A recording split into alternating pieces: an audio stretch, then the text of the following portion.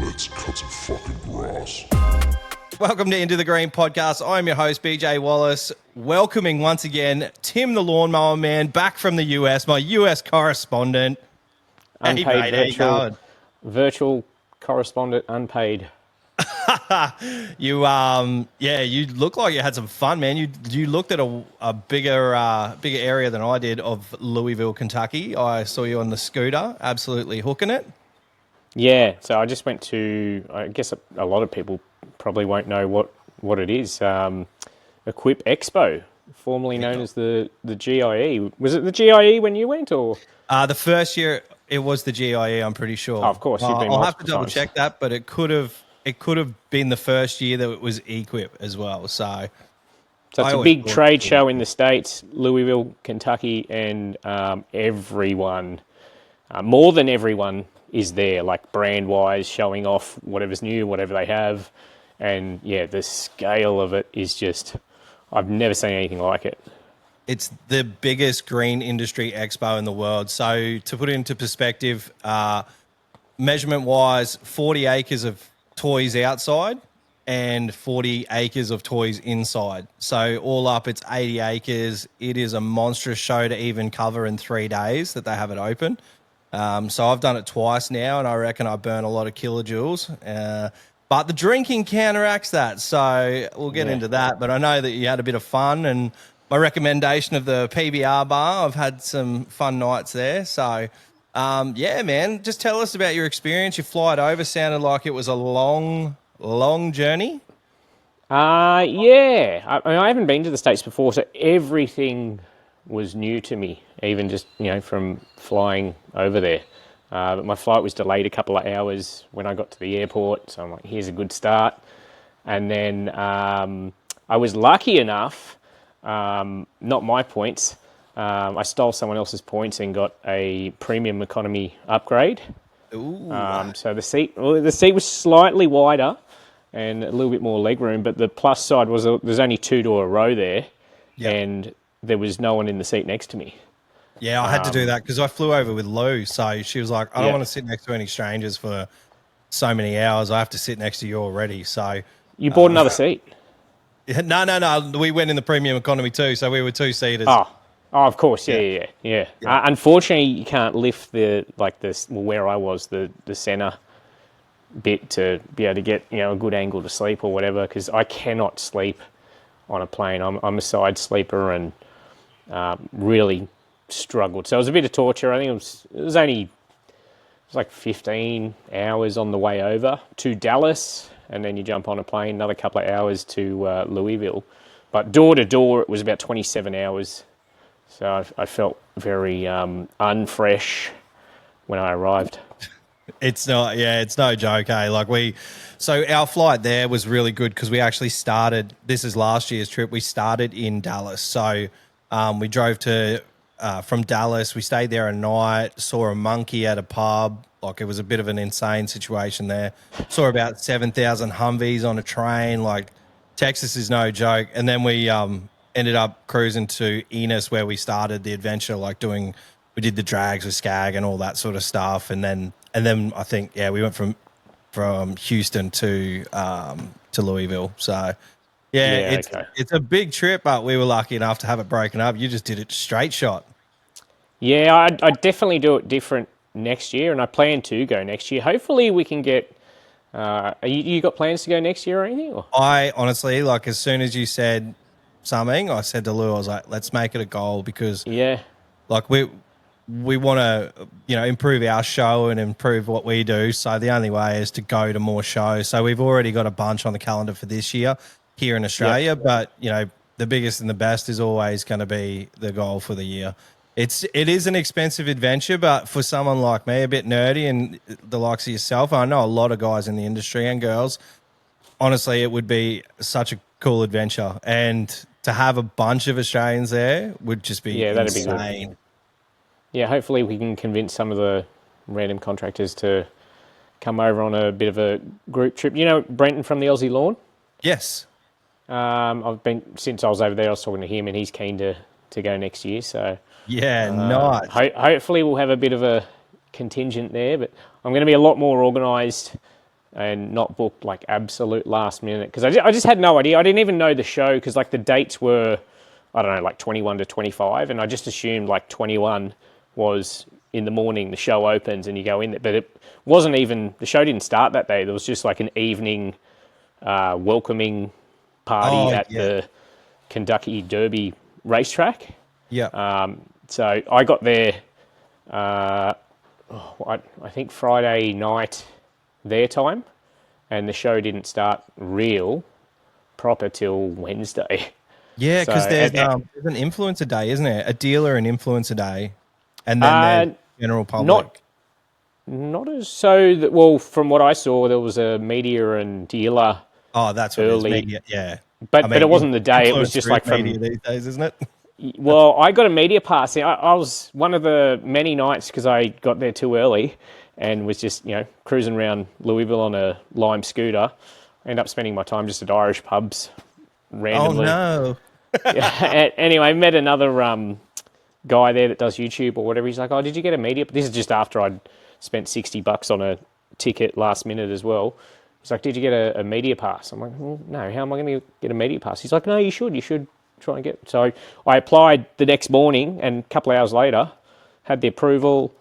So that gave me access from like 9 till 12 with the other media and dealers and that sort of thing. So it just wasn't as hectic.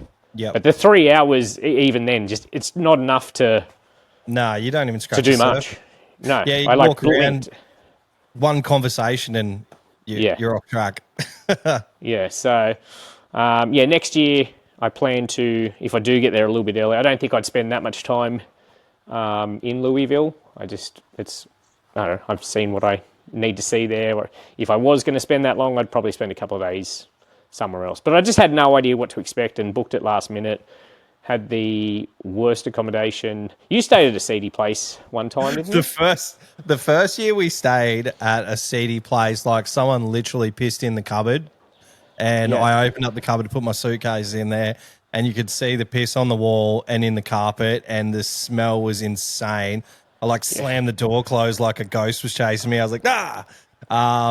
And it was, so the Skag crew had been there previously. The International Mowers crew had been there a couple of years previous. So over the course of COVID, half of the building got rezoned as low-income housing. So they didn't know that. I mean, it wasn't as bad as Scotty Osborne from Ulladulla Mowers on the podcast. He was literally staying above a rehab center. And, that was pretty insane. But, yeah, we had to, jump over puddles of piss to get into the elevators, and, the whole place smelled like weed, and there was some lady, she was about 70, she had a German Shepherd with a muzzle on at the front door, and it was, going at us, but we were so close to 4th Street. That would have been better, though. Yeah, we weren't really there that much, so it was funny. My washing machine was broken as well, so I went to do washing, and the water just flooded the whole place. But, look, it was a bit rough there. It was just after COVID, and I think that it was a struggling town. It really was. But last year was so much nicer. We did stay on 4th Street. We literally stayed at the Hilton on 4th Street, so it was completely different. It's literally walk across the road and you're in the party zone, so it wasn't that bad of a stumble home. Yeah. So, I mean, if you don't know the area, 4th Street, I don't know, what is it, 10-minute Uber or something to where the actual show is, or a 25-minute Lime scooter ride, which I got very proficient at. I did 100 Ks on. Really? Did you use all your 300 minutes? I know you booked that 300 minutes. I got a second load, reloaded up. Oh, did you? Yeah. It was just good getting, because and I'm a bit of a, I wasn't into going to, I did go to a bourbon bar, but it wasn't, I don't know, I didn't want to go to the Louisville Slugger Museum or whatever, it just wasn't appealing to me. I'm more of a, suburban nerd. I just wanted to check out what their houses are like, what their yards are like, their gardens and that sort of thing. So it was a good way to just get into the suburbs and cruise around and just see how people... There were squirrels everywhere, man. Everywhere, dude. I didn't know. I thought one or two just floating around. They're everywhere. Yeah. I saw the first one. I'm like, oh, wow, there's a squirrel. And then literally in the next minute, I saw another 15. Yeah, they're plague. Yeah. But I stayed basically, you know where the outdoor equipment demos are? Yeah. So if you just keep walking away from the actual convention center, past, out, I was basically just the other side of the highway. Really? So I walked there in the morning. Wow. So it was great for the show, but then I was spending all my time either downtown or there's a street called Baxter Street where there was some pubs and stuff. So I was just constantly driving back there. So I think next year I'll be trying to stay downtown. Another contractor that's on the LMCA page, Renato, came over as well, and Angus as well. And yeah, they had much better accommodation than me and didn't pay much more and were downtown. No. That's what happens when you book late. Yeah, my accommodation was cheap, but it was like, it was just very, very basic. There's very convenient if you were just doing the show. Like if you were doing the show, going home, sleeping, or trying to sleep, I heard the trains were a problem. Yeah. Well, I ended up staying out most nights till like 1 or 2. Just because I didn't want to be in my room. It was just, I'd go out first thing in the morning and then it was just a depressing room. TV wouldn't work, it was just quiet apart from the highway and the trains. And did you have okay Wi-Fi so you could at least work on content while you're there? No, it was a bit of a battle. I went through 3 data sims. The first one, which was unlimited, throttled you at like 1.5 gig for the day, which is really for what nothing. Yeah. The second one just kept switching on and off, and then the third one was just sort of patchy the whole time. So, no, it wasn't ideal, but I got a bit of stuff out. I feel like I could always do more. Well, if you had someone with you to film for you, I reckon you would have. Yeah, that's what I think my mistake was when I was, getting it done over there. I was like, I really need someone to film for me, and everyone else was doing their own thing and doing their conversations, and Lou was too hungover to come the second day. So it was just me and Duncan was pretty hungover, and he was like, we had a big, the first night is just, you get that first night fever in 4th Street. Yep. And it kind of gets you. I think that's when we were messaging. You were in the PBR bar. Was that massive there? Like they had a band in the big open area? Yeah. And, every it's year. Crazy, man. hey, yeah. And then multiple bars just around it. From what I remember anyway. Probably the drunkest I've been in a long time there. Like I actually went to the wrong floor in that crack house that I was staying in. And I was like trying to punch my code into the wrong house, and I was like, "Oh no!" Like it took me so long to realize.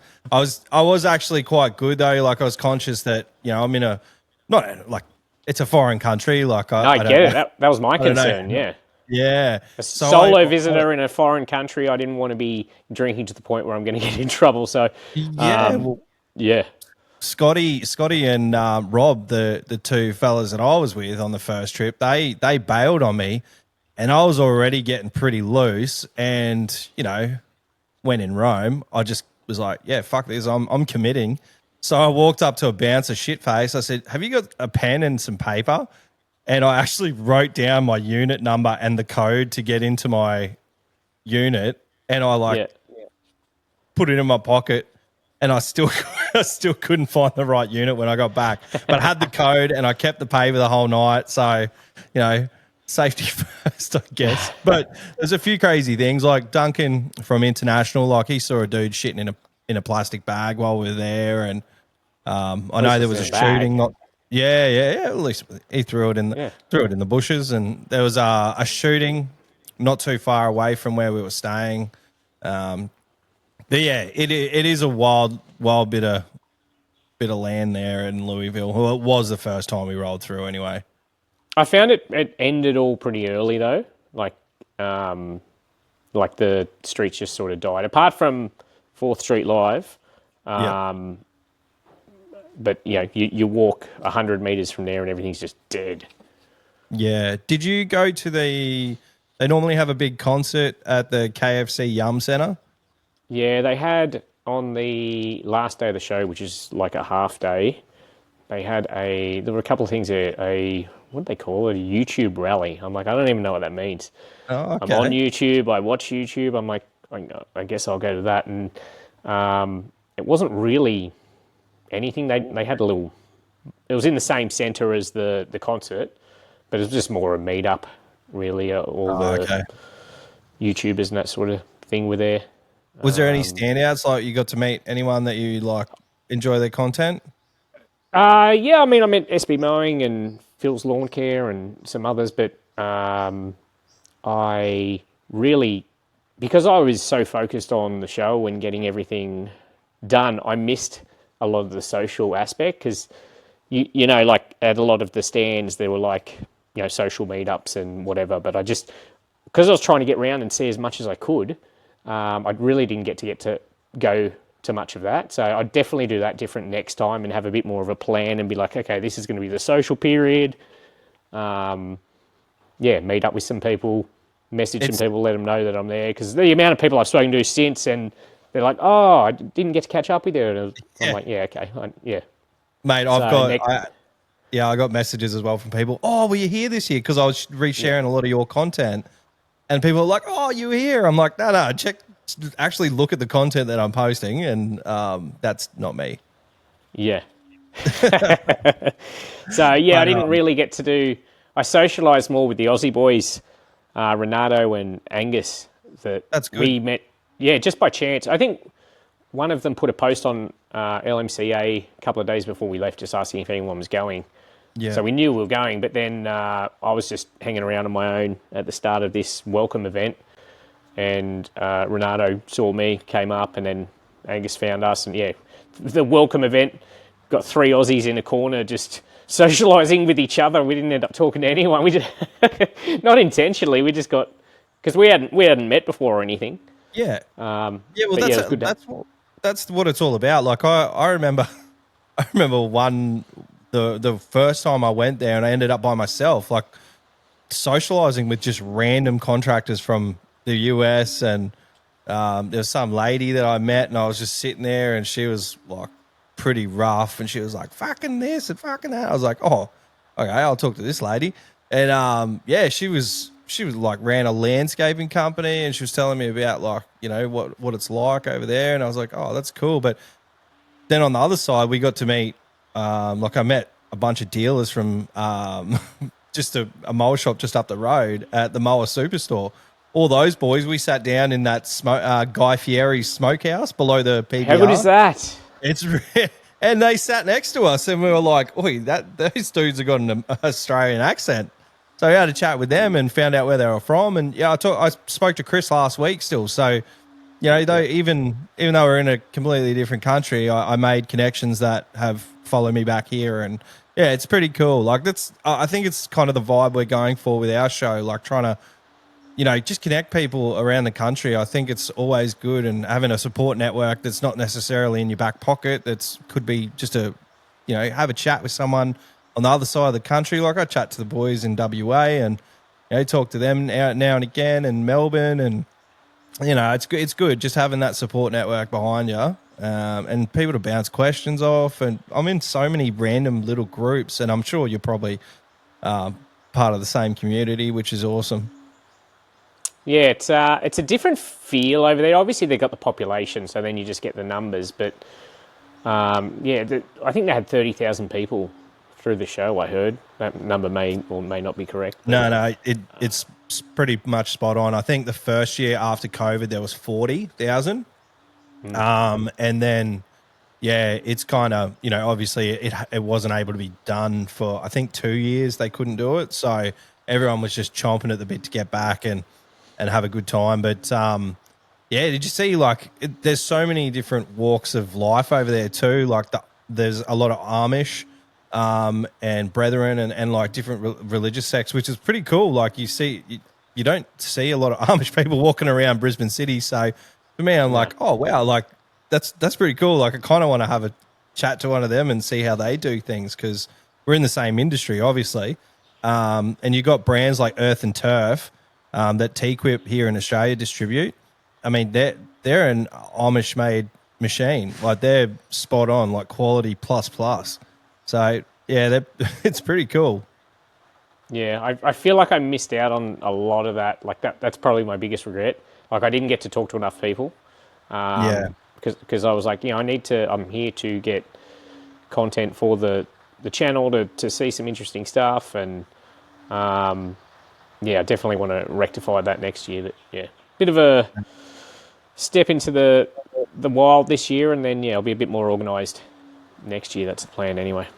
Yeah. Well, just it's a learning curve, I guess. Like you can never really, like I could never have explained to you how big that place is and how long it'd take you to get around it without. Well, the second day in the afternoon, there was this whole other West Wing that I hadn't even gone into, and Renato's like, no, it's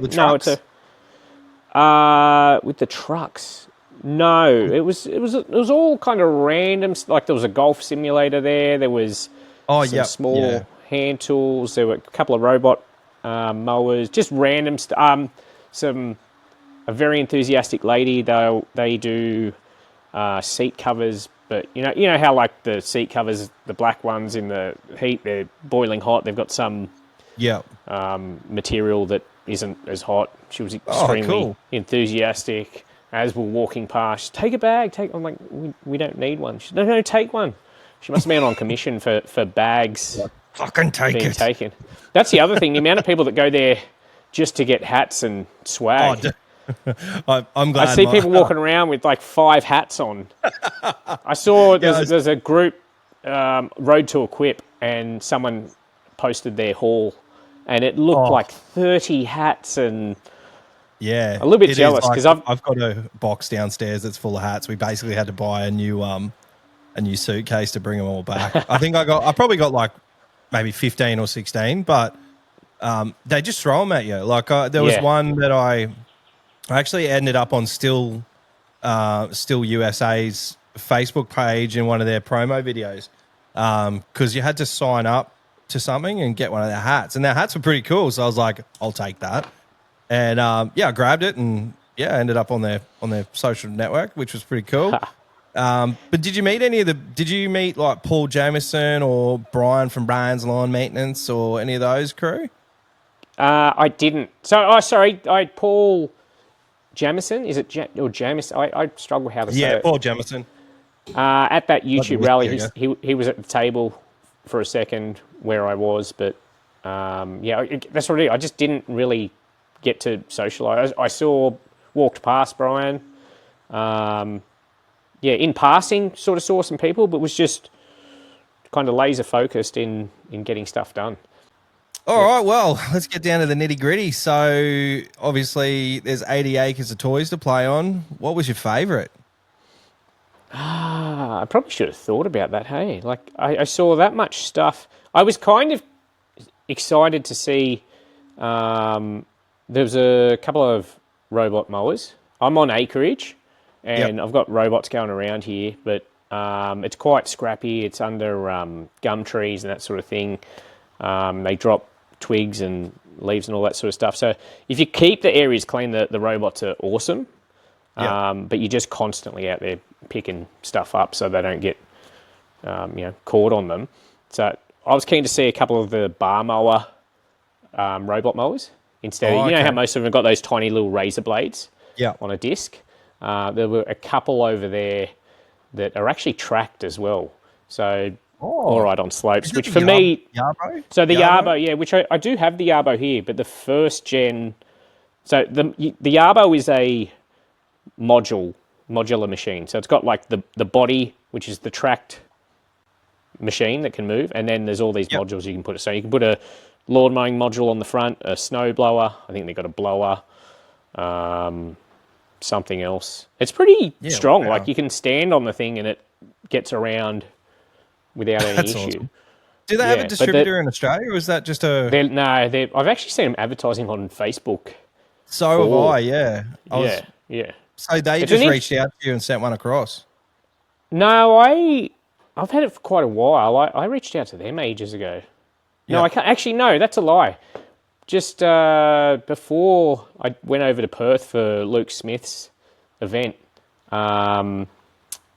they invited me over to New York, the state, not like New York City.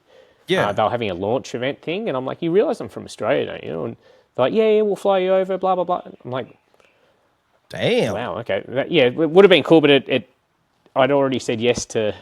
So instead of going to New York, I got to go to Perth, but... Oh, sorry, Luke Smith, but I'd be fucking going to New York. I've told him. I hold it against him now forever. But so yeah. Anyway, they sent one over to try. It's a bit annoying because it needs most of the robot mowers hook up to your Wi-Fi just wirelessly, but this one you need to actually run like a network cable to the RTK, which like the GPS thing. Yeah, that's out in the field, and then that needs to run back to your internet connection inside. So it's a bit annoying like that. It really requires like proper setup instead of just having like Wi-Fi. And then I've been running power, water, and internet on this property. So it's been dug up, so I wasn't running it. It's just been sitting around. But since I hadn't had it running, they've released a new mowing module because the first one had those razor blades, but the new one's got 2 bar blades, which cool. I don't know the exact size, but sort of like just a bit bigger than a Honda. 20 centimeters. No, well, they're two. It's a 2-disc machine or so it's motor a machine. Good size. Like, is it? Yeah, they're quite. 21 inch, sort of like a 21-inch mower, or a bit bigger. Probably. I'd have to have a look at the actual cut specs, but that was what I was keen to see, just because for me personally, I feel like a bar blade robot mower is a good option. And there's another one there called the Limo, which is a Kickstarter, another tracked machine. It's a bit smaller, not as heavy duty. So I wanted to talk to them as well, had a look at that. I think I'll be trying that one as well. Cool. But that's an exciting thing about that show too. All the new gear that's where it's at. Like all the new stuff always pops up there. So I know people who are working on things here in Australia that their goal is to get it to GIE because that's where it launches. Like the US is, so much bigger than our space. So if you can launch it there and be successful there, it's game on. So, and it'll give you the financial freedom to do whatever you really need to do back here, hopefully, if it's a good product. The other issue is, because it is so big, as we've said so many times, it's hard to find, because they've got everything they've got there. It's kind of hard to find the new gems. You know what I mean? Like you're like, there's just so much stuff. It's like, okay, I want to see what's new, what's coming out.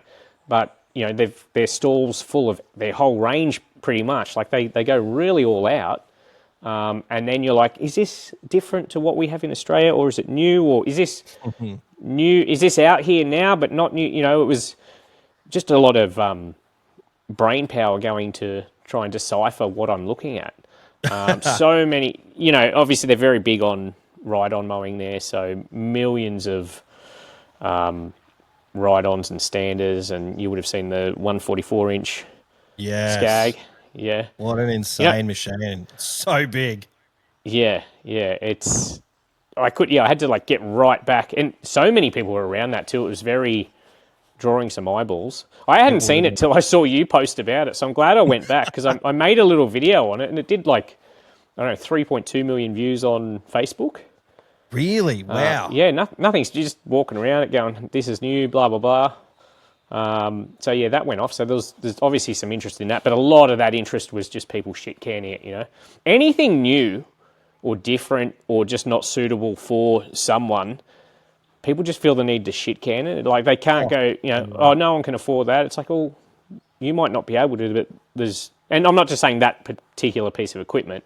Yeah. It doesn't matter what it is. It just seems to be people in the comments going, no, that's shit. Like anything that's different or outside of what people use, it's like, nah, there's no use for that. I love the idea of people bringing out different stuff, new stuff like this. I mean, I'm holding it here because I am in the garage. Yeah. This was one of the things. I made a little video on this. These have been out for years, and I've seen them online. It's I don't know how to pronounce it. Anatoly. Oh, Anatoly, yeah. Yeah. So I've seen them and wanted to buy one, but went Google search and then it came up eBay, and I'm like, oh no, too hard. So anyway, I saw them and had a chat with them, and Italian company, and just really enthusiastic about their product. And I was with them for about 40 minutes just discussing trimmer heads, because it's like, I don't know, that's the sort of stuff I'm into. But I made a video about it, and you got people going, oh, it's shit, it's this, it's that. I'm like, I just found it interesting, someone doing something different. It's meant to be less vibrations, because the spool attaches internally right to the shaft, so it's meant to be less vibrations. The line's not meant to snap off in the eyelet. The thing I don't like, which a couple of people mentioned, it's not as the line's a little bit higher than the low profile. Or whatever. So, but I mean, for what you do, that will work if you can save breaking that. Because I know you would lose a lot of line and have to. Not really. I just found it interesting from even a homeowner standpoint, because I get so many people comment. If you use it, if you know how to use it, you generally don't break it off. Yeah. And that would work perfectly in the US market, where they cut a little bit higher. You couldn't do edging like we do here in Australia and then mow it at the heights that they mow in the US and think it's going to look schmick. It's going to look a bit, how you going? But that was the sort of stuff that I found, those little stalls with just little things. I saw you found Arbortech as well. Yeah, they were the last people I saw on the last day, and I was like, hey, here we are. Good to see another Aussie. They've got their all saw, which I've been using on some of my videos. It's I don't know, it's kind of like a mix of a reciprocating saw. Originally was used as still can be used. You can put blades on it to chew the mortar out of bricks. Yeah, like a masonry saw sort of thing. Yeah, but they've got these landscaping blades, and then a utility blade that you might have seen some videos cutting through roots. Or I'm getting some new turf here soon, so I will be using it to cut the rolls of turf. I think they've got I don't know if I'm meant to say, but I think they've got a option where you don't have to bend down, like an attachment coming. Oh, for real? Because that's the biggest criticism whenever I'm using it. Obviously, I'm right down with the tool. Yeah. Like, oh, that's a back killer. It's like, I use it for the novelty factor of it, but also you can just penetrate a lot deeper. When you get those really thick dirt edges that have just overgrown for years? Yeah. And you can get the blade edger in there, but especially if your blade's worn a little bit on the blade edger, and you're struggling to get right down in there, this thing really penetrates, so you can then just run it across the path and get a nice clean cut, and then just get the shovel and gently pull it off. So it's a very niche tool. I can't think of the price as well. It's definitely not cheap, and very niche. It's assembled in Australia, which is pretty cool. It's one of those things. I just like trying different stuff. Yeah, if you're a turf guy, I don't lay turf. I always subcontract it. Except for we're landscaping out the back at the moment, so I'll probably end up turfing my place. But that's a labour of love, not But if you were doing that every day, and you could get the stand, if they have an attachment where you can stand up, cut turf, that's a game changer, and cut it efficiently too. Because I always used to use a machete or a cane knife or whatever just to slam it, and that works fine. But I think if you can take a bit of the swing out of it, it's pretty good. Yeah, it gets a nice clean cut too. But there are also a lot of so it's not just mowers and trimmers and stuff. There I guess you'd call it, or earth moving equipment. Lots of mini. It seems like every brand now has a tracked mini loader. You would have seen Skag's got the Jackal, is it? Yeah, well, I should be getting that back this week. So it's been up at Harvey. I didn't know you had it. Yeah, I had it for a bit there. I think it's coming back today. Did you do any videos on it? Or?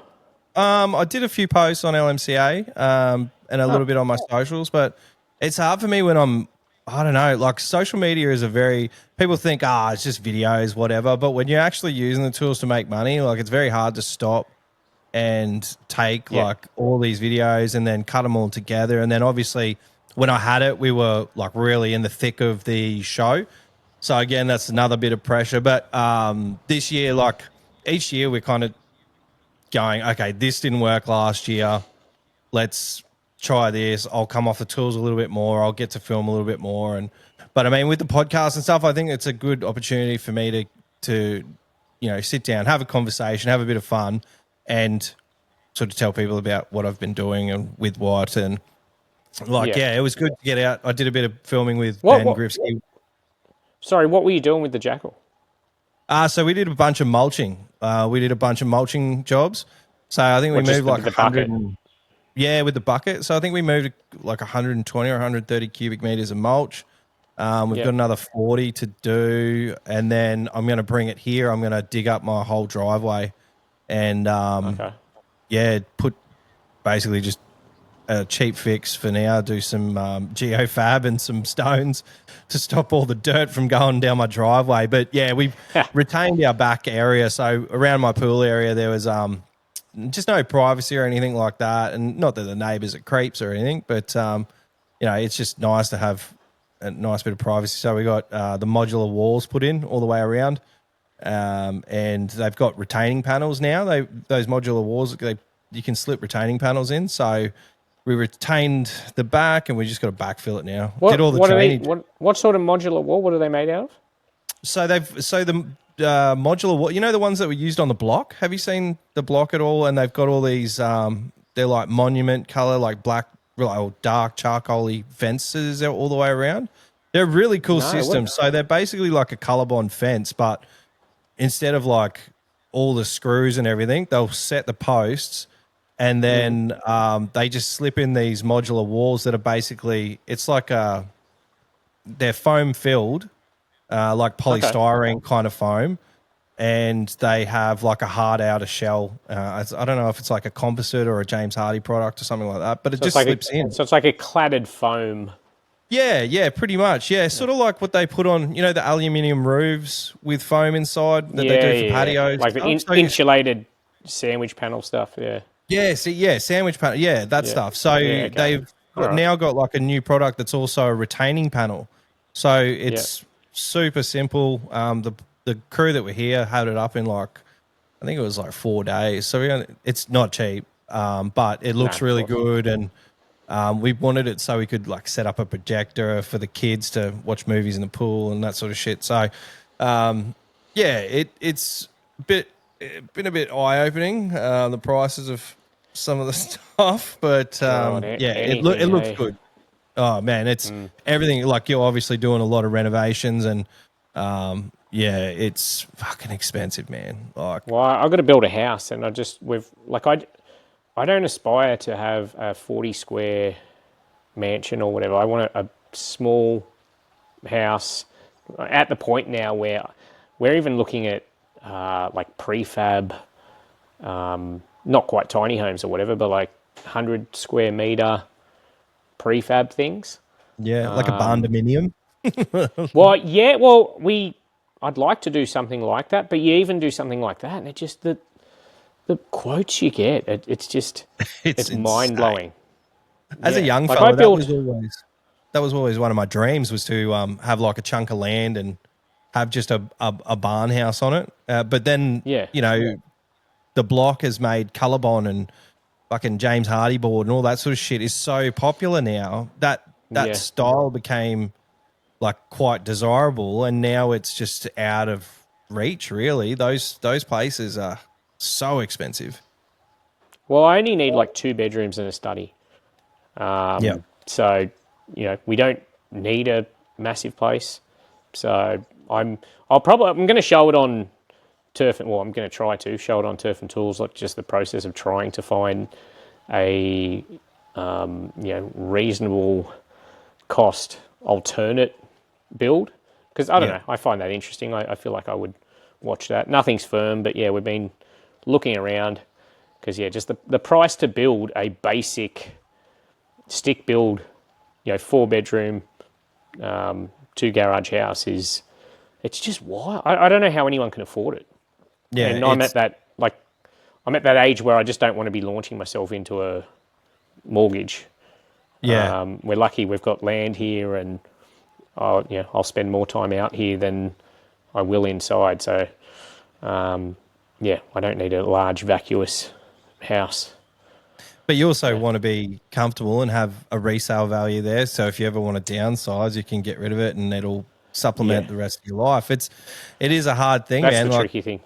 Yeah, like bathroom. We've had 2 bathrooms renovated in like 3 years. We had the back done. They're our big things that we've done. And just I don't like, how do you, like, I don't know how you would do a whole house. And then you see these pricks on the block and they're like, oh, we did this bathroom for $22,000. I was like, oh yeah, how many hand jobs did you have to give out to get that price? Like, how many free vouchers? All the fittings must have been free. All the glass, all the tiles, everything must have been free, and that's your labor cost. That makes sense. Like 27,000 in labor, and then all your fittings on top. It gives an unrealistic sort of, I don't know, scope when you see shows like that. Yeah, definitely, and gives people unrealistic desires, I think, as well. Yeah, yeah. I don't need anything like that. Face, so I'm super simple. Like I do agree with my wife that we needed a new bathroom because we didn't even have fucking panels on one of the walls when we bought it, and we put up with that for like a year. So. And my daughter was like, oh, my friends are like, we don't have a fucking wall, eh? And I'm like, yeah, we don't. but it's beautiful now and we love it. But yeah, it costs a lot. And, you know, it's like, we're lucky. We're lucky that house prices are going up, and we're even luckier to actually be in the market and have a house. I know exactly. A ton of people that, like, they're wondering why the economy is not, like, people are still spending, and it's probably because lots of people have just gone, we're out of the market. Let's just have fun now. Like, why? Yeah, use that disposable. Yeah. I think that might be the issue, but, you know, I'm no economist, but I don't think they're fucking doing a good job either. We're both not qualified to be talking about any of that, but yeah. I'm going to just take you back to the Jackal.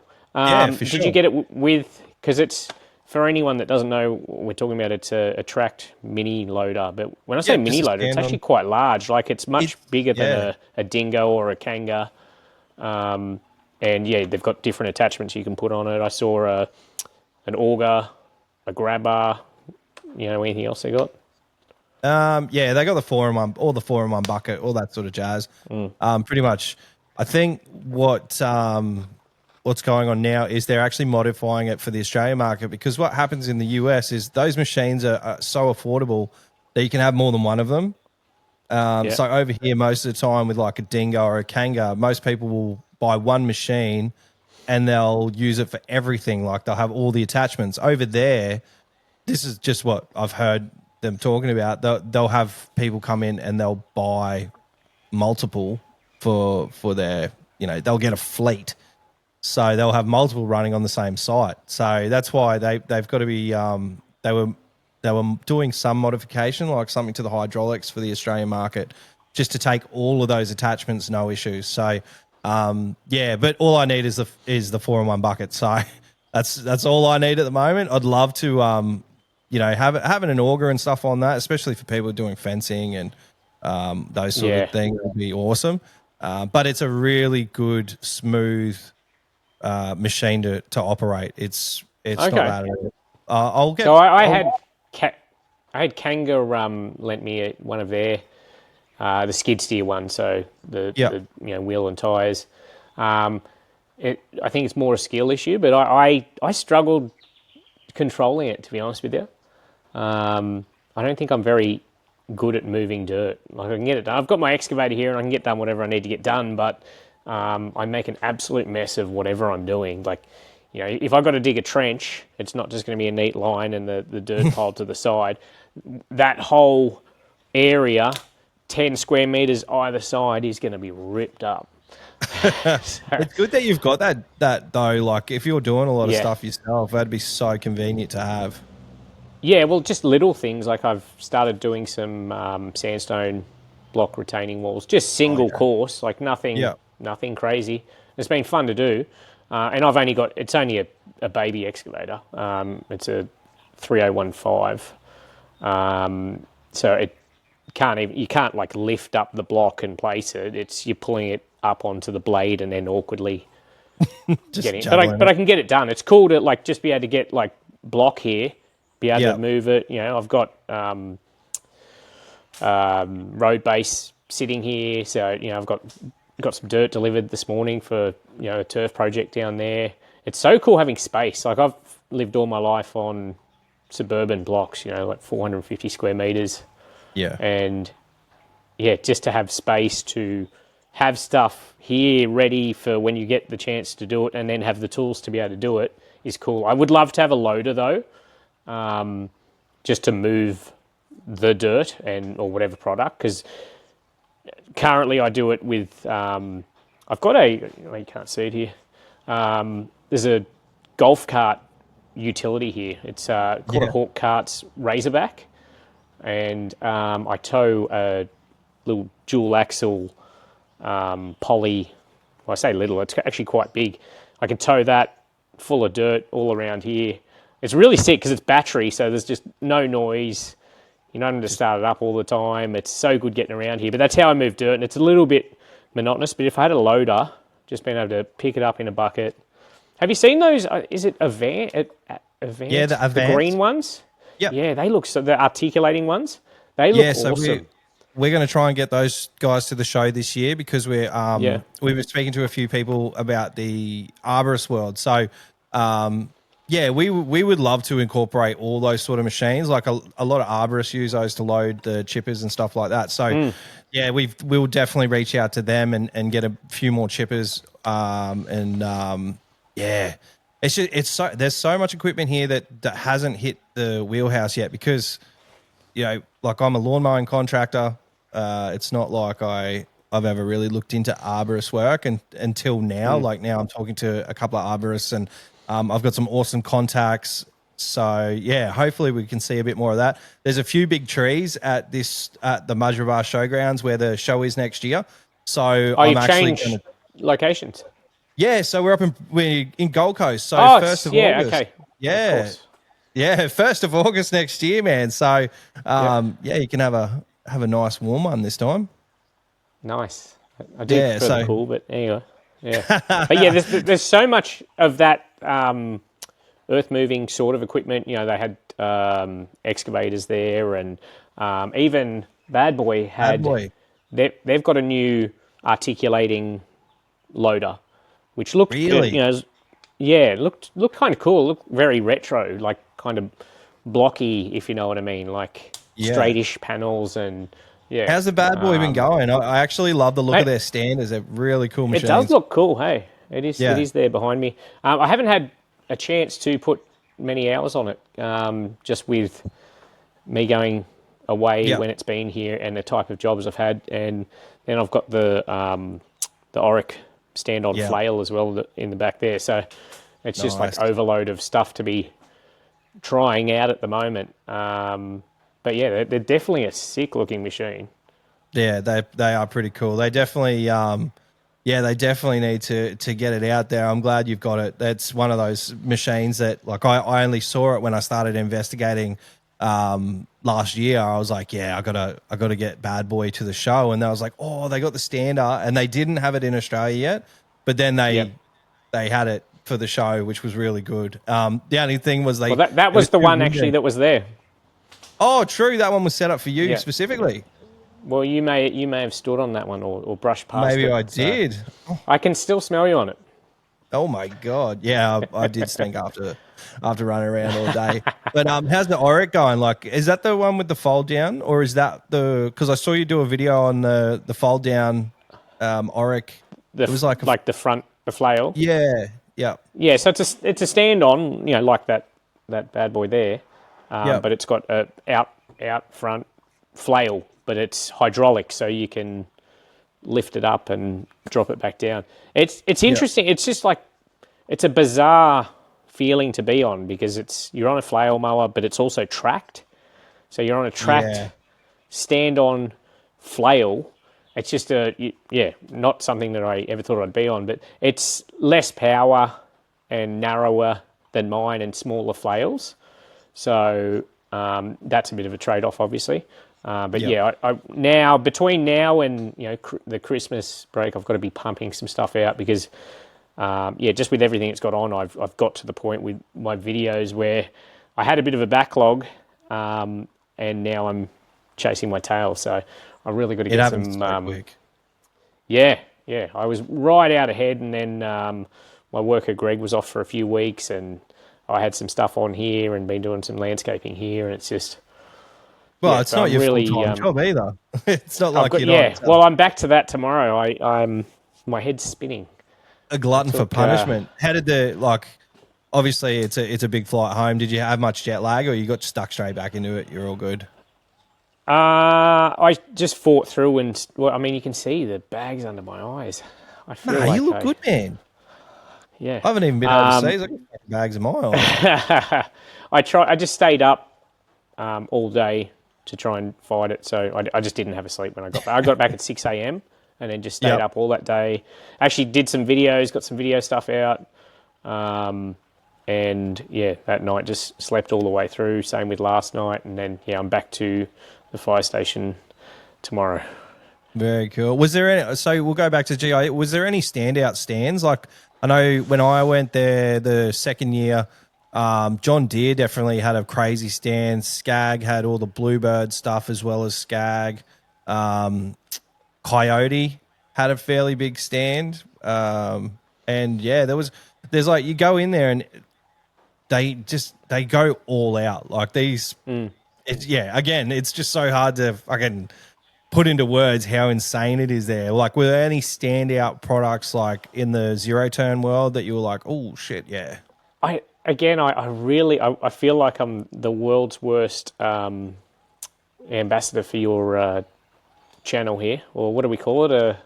What was I? Your my correspondent, my US correspondent. Your correspondent, the worst correspondent. Because there's just even I didn't get to the still outdoor section. I had a quick look at the Milwaukee indoor one. I had half a second at the Husky one. You just cannot get over the scale of this place. Just walking it's overwhelming. You've got all those big brands, the massive ones, the heavy hitters. Your Stihl, your Husqvarna, John Deere, Toro. Like you've got all of the heavy hitters. Then you've got like the ones that are a little off that, and then you've just got random products like this, or mower blades, or even the engines. Then a whole landscape. Lonson were there. Predator. I think they were there when I went. But there's just anything and everything you can think of. It's and then did you see the Christmas light displays and the landscaping displays, all that sort of stuff? Everything you can think of. Yeah, I did see Greenworks had a decent outdoor display. We had a little turn on their stuff. They've got another commercial. You know how we've got the 22-inch with the hub motors? Or do you know the machine? Or Yeah. So they've got like another version of that, which has a steel deck. It hasn't got the hub motors, so different gearbox, and has like on the HRX 217, it had the close open the chute for multiple catch. So it's got that. So they've got a different version. Yeah, so they've got two versions of like the commercial 82 volt. I found that interesting. Yeah, Greenworks Gary's actually coming to Brisbane in the next couple of weeks, so I might hit him up. I'll be like, what's going on, bruh? He did enjoy the fact that his trailer is bigger than theirs. It is it? So much. Yeah, he's got a triple axle. They only had a dual. Is that the one that would have been at Asthma? Yes, yeah. Okay, yeah. Yeah, that is a pretty impressive trailer. Yeah, it's pretty cool. Like he definitely, they had to buy that Chevy, or they had to put the Chevy on it just to tow it. So it'd be a monstrous thing. I don't even want to know what their fuel bill is when they're driving that around the country, but that's their problem, not mine. But was there anything new from Ego? Like, did they have the 32-inch stander there? I think so. I saw the walk behind, which again I'd seen at your show, and then I think the stander was there, but I was kind of underwhelmed because I'm like, I've seen this. I've seen this at another show. No, sorry about that. Yeah, that ruined it for everyone. You spoiled it for me. Yeah, no. Well, that's cool. That means that I beat the Equip to one thing. That's, very cool. That was impressive. At the Stripe Life Senix sort of collaboration was cool. You see the '99 Ford Ranger they gave away, and I did, I think a 13-year-old kid won it. So what actually happened was, so Kenny Morris, I hung out with him a heap last year. He got me into the Cenex, like the box, up for the concert, like a open bar and all the good stuff. Anyway, he did a story not too long ago after the show, and he was saying that someone won it, like a fella won it, and he didn't need any of it. He was like, look, this is such an amazing prize. Let's just pay it forward. And there was a kid that was standing near the truck and just sort of like, kind of looking a little bit disappointed that he didn't win, and was having a good look at it. And the guy just walked over and said, "Here, mate, this is all yours." So, yeah, there's a video of his 17-year-old older brother doing a burnout in the car park. Yeah. Yeah. So it was a ~99 Ford Ranger, like single cab, and they'd done a V8 swap in it, and then came with a Cenex ride-on and a bucket-load of other gear and stuff. Hey? Yeah, that's the 5th truck he's given away. He does incredible work. I love what Kenny's doing. He honestly is a genuinely nice guy as well. He's actually done so many giveaways, and he does all the way through the year. But yeah, they've got, like, I love his branding as well. I've got Stripe Life key rings and stickers and stuff, and I'm like, oh, he was throwing them at everyone. Yeah, he works hard. Like, talking to him, he said it's huge days. Like, it's one thing, obviously it's a hard job walking around for like 9 hours or whatever, but standing there just talking to everyone continuously, like, over and over. I don't know how he'd do it. Yeah, he kind of looked a little bit dead in the eyes when I looked, because he's handing out the tickets and saying, hi, I'm like, I don't know. I spoke to him briefly, but didn't want to, because I'm sure everyone would have been talking his ear off. Yeah, I was only there very briefly, got my ticket. I didn't know what I was going to do if I won. I thought I was... I would container ship that over. That's too good of a prize to... I mean, you could have auctioned it off and paid for your whole trip and next year's trip. That's what... You know what the other thing I worked out was? The money over there for people that do online content with like even less numbers is insane. I'm flying over there on my own as an enthusiast, appreciating the show and that, and I'm like, oh wow, they definitely do things very differently here. Yeah. Can you, like, without names, can you... I can't, just what people were paid to go to booths, what people were paid to do a video at a booth. And then I'm like, I'm making these videos for nothing. What am I? I'm the idiot. Nah, look, the thing is, man, that I think that's one of the problems. Like, you're passionate about the industry, the equipment. Yeah.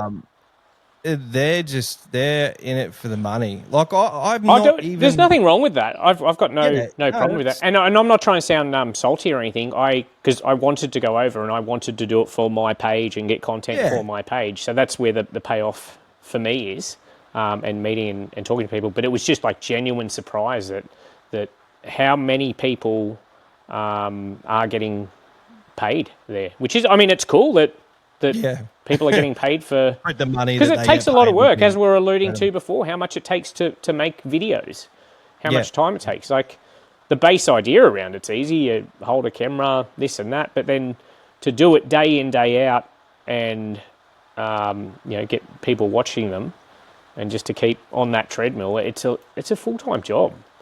So you need to monetize it somehow. I monetize through my videos. The odd sponsorship. I'm doing one with Cenex, actually. They're sponsoring a couple of Free-Mo Fridays. Oh, I saw that this morning. That's awesome.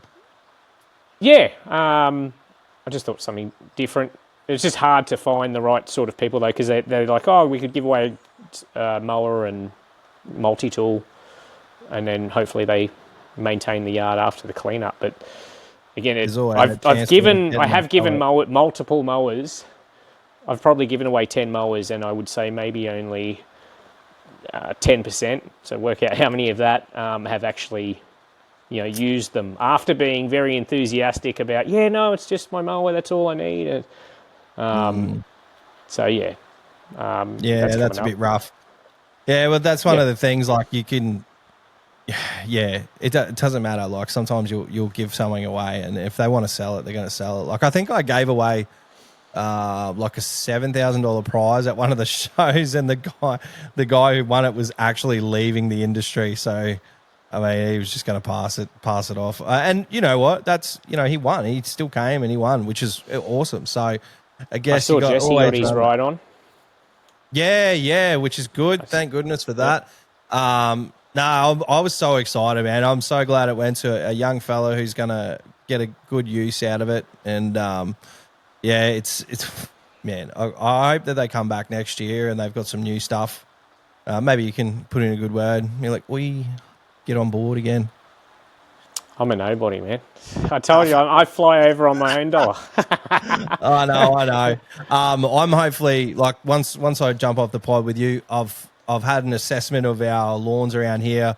They're not great to chuck a mower on at the moment. So even the 40 acres there'll be a fair bit of water on there. So we had my neighbour over the back. We actually did drainage the day before we got something like 70 plus mil. So you've been getting hammered, have you? Oh, we copped it and we needed it. So it's been a really rough start to this season. A lot of people, I've had people reach out to me and like I'll keep them confidential, but they were like, they're struggling. Like I don't know if it's the same for you, but a lot of people reach out to me and they want to talk to me. Like, I don't know if it's because like they think I can offer a solution or like it's always going to be the same. It's like you got to try and diversify and just get through the shit bit. Yeah. But like there's been some people. I think it helps some people just talking through someone that's doing the same thing. Yep. And that's that's another reason that Expo is so important. Like if it is a shit season, like everyone's in the same boat, and not everyone, but a lot of people are in the same boat. They'll be struggling with the same feelings and all that sort of jazz, and you can have a conversation and kind of feel better that you're not in the boat by yourself. But we definitely needed that rain. So this will kick our season into gear. Because previously, like we haven't come off, like monthly cuts really. I've been doing my fields, like my sports fields and stuff, obviously get done regularly. But the boys are busy, but I'm quite stagnant because with council cuts, if the grass isn't growing, they're not mowing. So all my subcontractor work has basically been shut down for a couple of weeks extra.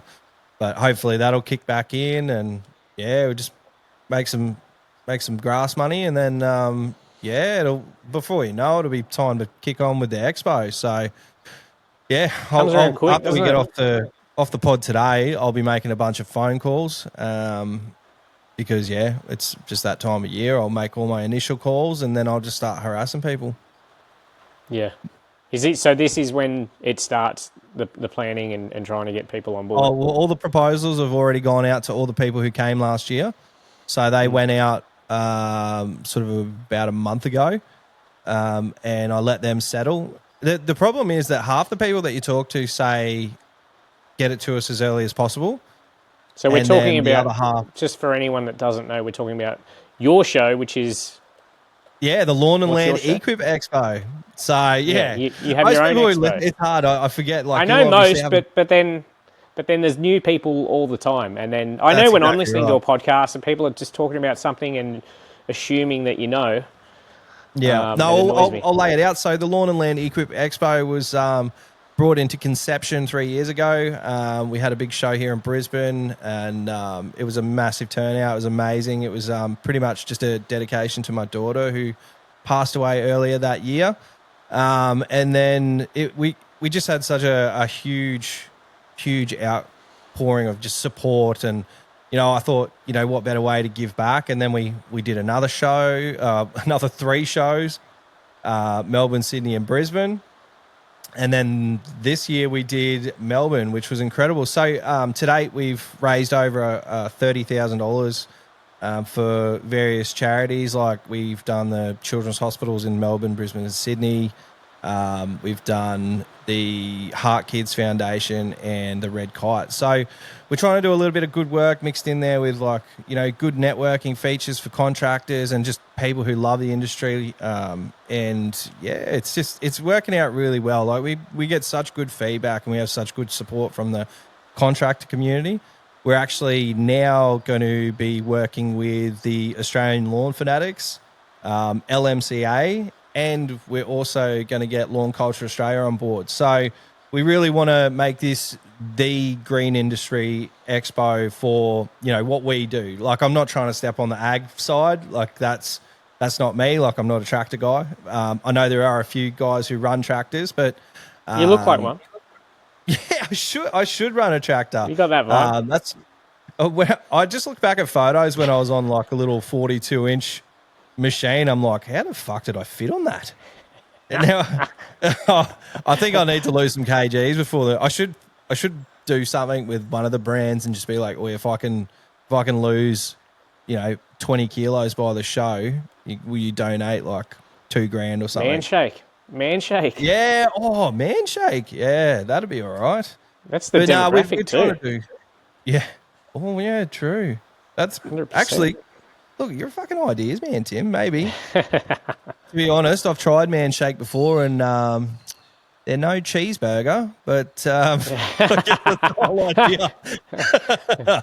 But no, we're reaching out to a lot of different avenues of we want to get some other companies involved and just fun companies that we know do a lot of work with. There's one that we're going to invite, prostate cancer awareness, and it's all in the works. It's just a long process between like when we send out the invitations to when they get back to us. Like it's the hardest thing is waiting and not fucking pestering people. I know there are some other shows that pop up and they have proven themselves to be pests. They'll send like 5-6 emails a month and all that sort of shit. Oh, okay. But yeah, we definitely don't want to do that because we know how valuable people's time is, and we don't want them to be reading our email. I didn't realize how many. I mean, obviously the shows you're talking about in that niche, but like I didn't realize how many like shows there are. When I saw you at the asthma, I'm like, that was a pretty impressive one, hey. Yeah, it was really nice. Like it's different having I'm actually going to reach out to asthma. I've actually spoke to Lou about this last week, and I've just been friend requesting all the people that pop up that are friends with the asthma conference sort of thing. And I'm going to talk to Wally Pierce from ICL, see if he can connect me. But we want to invite them as well because, it's just all about stepping stones with what we do. Like whether you're going from a push mower to a zero turn or from a zero turn to a tractor or, cylinder mower to like a full-on greenskeeping sort of setup. It's all about where you can take your business. So we're hammering the CRM software companies again, that's one of the hardest things to get them along because they're such small teams. They're really small teams, but they have such large businesses and a large presence. It's just hard for them to, I think have the manpower. I think Shortscape is not a big company with staff wise. I think they only have like 4 or 5 people.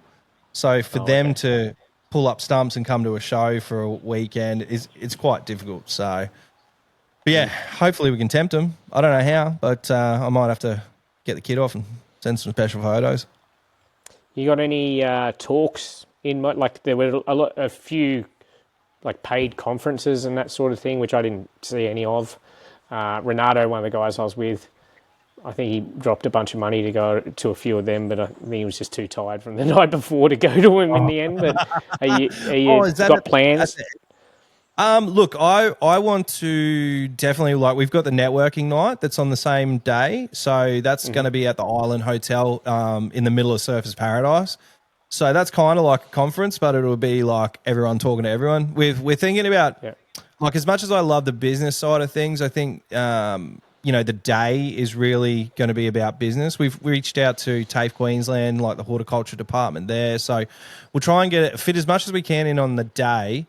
And if it does keep growing, because you don't want to overcapitalize. Like, it costs a lot of money. Like, we've had to outlay so much money already to get the show off the ground, and you don't want to overcapitalize and fucking blow your ring out before the show actually comes around. But we want to keep it a free show and get as much education and spraying stuff and just whatever we can. Like, there's so many. Rapid Spray actually have like a spray college, I think, that they have. There's so many things that we can get. It's whether they can come, because there's so many agricultural shows on around the same time as ours. It's very hard for them to competitive market, isn't it? Oh, mate, you get 10,000 people through those agricultural shows, and half of them will be there to look at the the sheep up in one corner, or they'll be there to look at just cattle gates and different things to use around the farm, which is awesome. Like, I love going to those things, but what I want is not there. Like the networking, the specific, things that are to do with what I do and what most of the contractors I know do. I mean, you're a bit of an anomaly. Like, you've got a bit of everything, and if there's something pops up, like you'll, try a bloody skid steer, or you've got your flails, you've got your stand-ons, you've had sit-downs, and it's you try a bit of everything. So you're a bit of an anomaly. I'm lucky because I get to try a lot of stuff as well. But yeah, a lot of other people, that I don't know if they want to see, like the tractor we had there last year with all the flail and the reach arm and stuff. It didn't get as much like hype as I thought it would. I thought everyone would want to, get in touch with it and sort of get around it. But it wasn't. If you're never going to use one. Well, that's that's it. Be all over it, are you? Yeah, I think having it there was awesome. Like, it looked fantastic in all the photos. But that's one of the things we really want to grow the audience, because if you have the same contractors there every year, as fun as it'll be, like the brands will sort of not sustainable. Yeah, exactly. That's the way to put it. It's not sustainable. So we definitely need to grow the audience, and that's why I think the podcast is so fun, because I can talk to people in different states, and they can, they're popular to a different group of contractors, or if I interview yourself, you're popular to multiple different, avenues. Like, you can, your homeowner. Well, I can vouch for the event. I had a good time. It was a very good social, much like, bit less, like I didn't get to do any video content pretty much at yours, because I'd walk 10 meters and then be talking to someone, and just, it was just a big social thing. And then, we had the networking night after that, nice drink there. And it was great to meet everyone. So I would encourage anyone that can get to it, just for the social side of it alone, and just see what else is going on in the industry. Get out there. Yeah, nice. Thanks, Timmy. Man, what do you got on today? What are you doing now? You going to lay some turf, or is that soil? No, we have rain as well. So I just got 12 ton of soil dropped off down the front, but I can't do anything with it because it's too wet. But yeah, I'm hoping to turf in the next couple of weeks. I've got a nice little. I'm going. I know what I'm laying, but I'm going to go to the turf farm, do a visit, and just do all the thing. But, look at Australis. Okay. Australis, have you? It's always. I've heard of it. I haven't really. Yeah. So it's kind of like, I think they're marketing it, or it would be a good lawn for someone that would have gone a buffalo but doesn't necessarily want a buffalo. Like, it's a narrower leaf. Like, I've got a test patch of it at work actually, and I don't know. It's been relatively easy to make look nice. Quick growing. Yeah.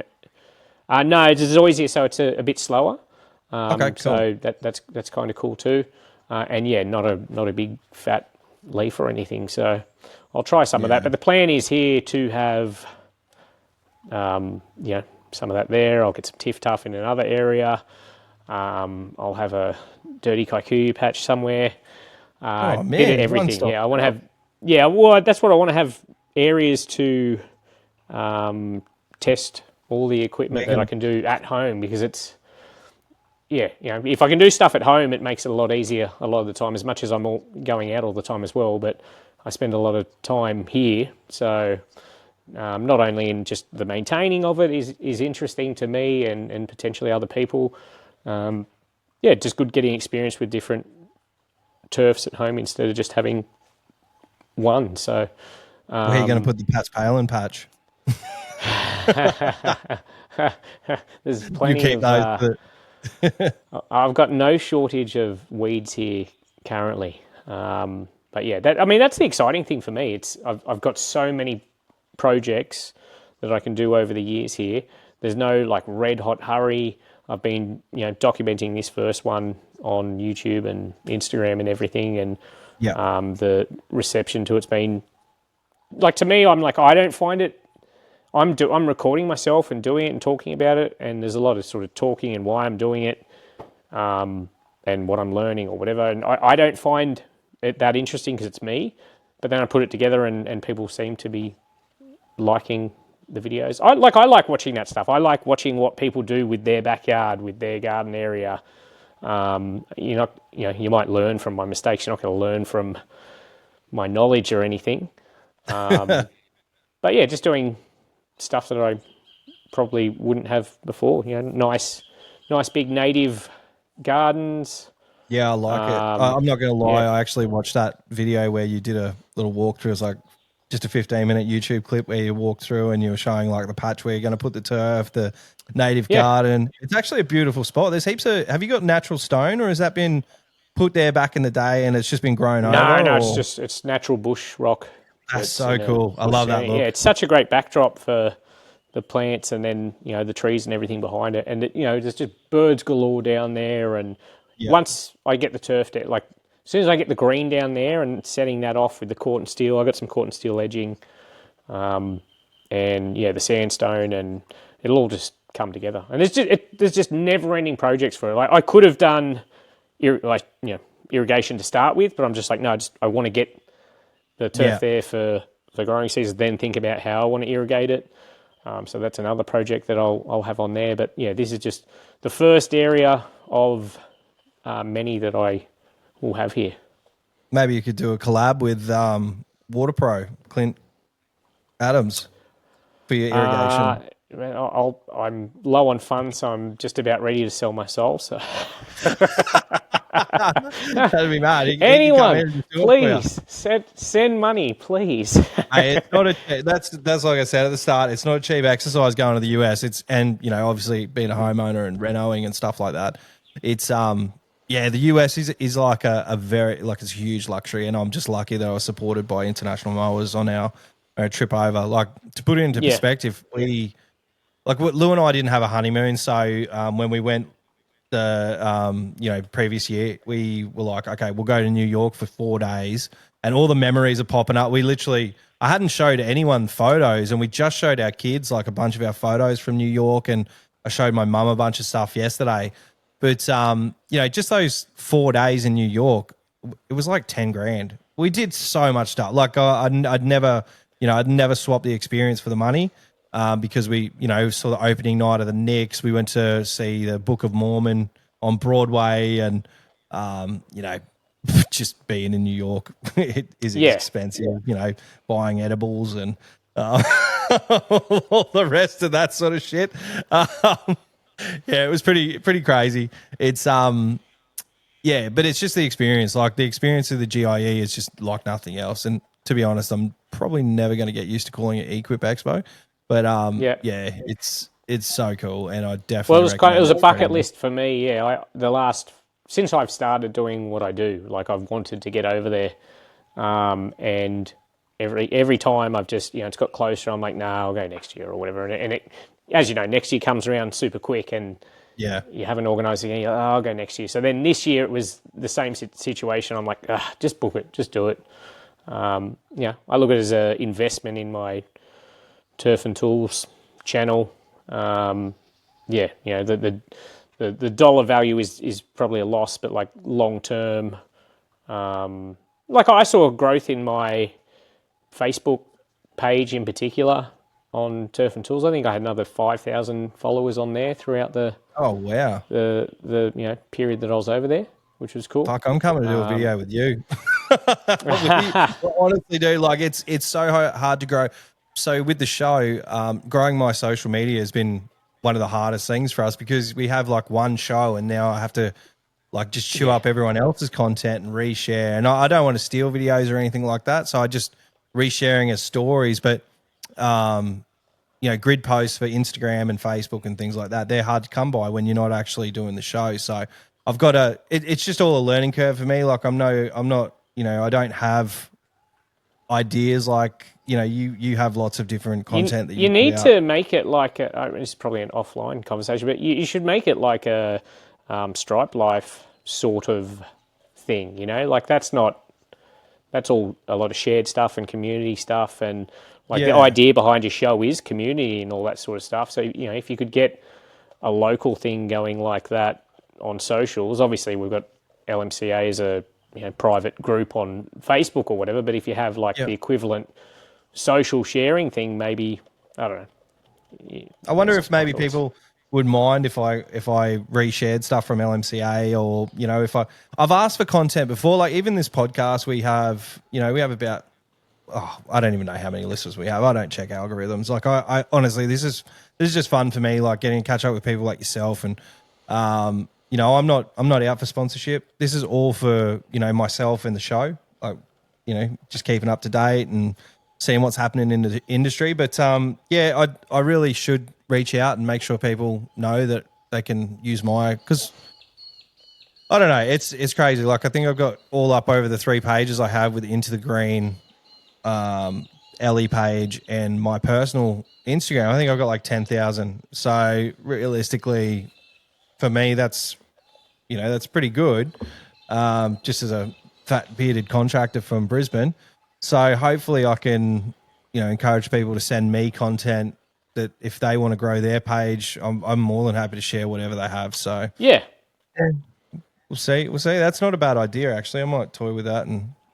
But again, once mowing season hit and I'm popping 100 acres a week, it's just content. It's just like, oh yeah, I'll do that later. And then later I'm just like passed out on the couch, just like halfway through a coffee, trying to figure out what I'm doing tomorrow. So I think growth in general, like not to go too much into social media because I think it bores a lot of people, but I think growth on the platforms is just getting harder and harder because it's just, every niche is saturated. Our niche is extremely saturated, and it's a niche around lawn and gardens. You know what I mean? And there's a lot of people doing the same sort of stuff. So even if for channels like mine that have big followings, it's hard to get eyeballs because there's just so much more volume of content out there that people are going through, and things that used to seem somewhat unique don't seem as unique anymore because there's multiple videos. So I think that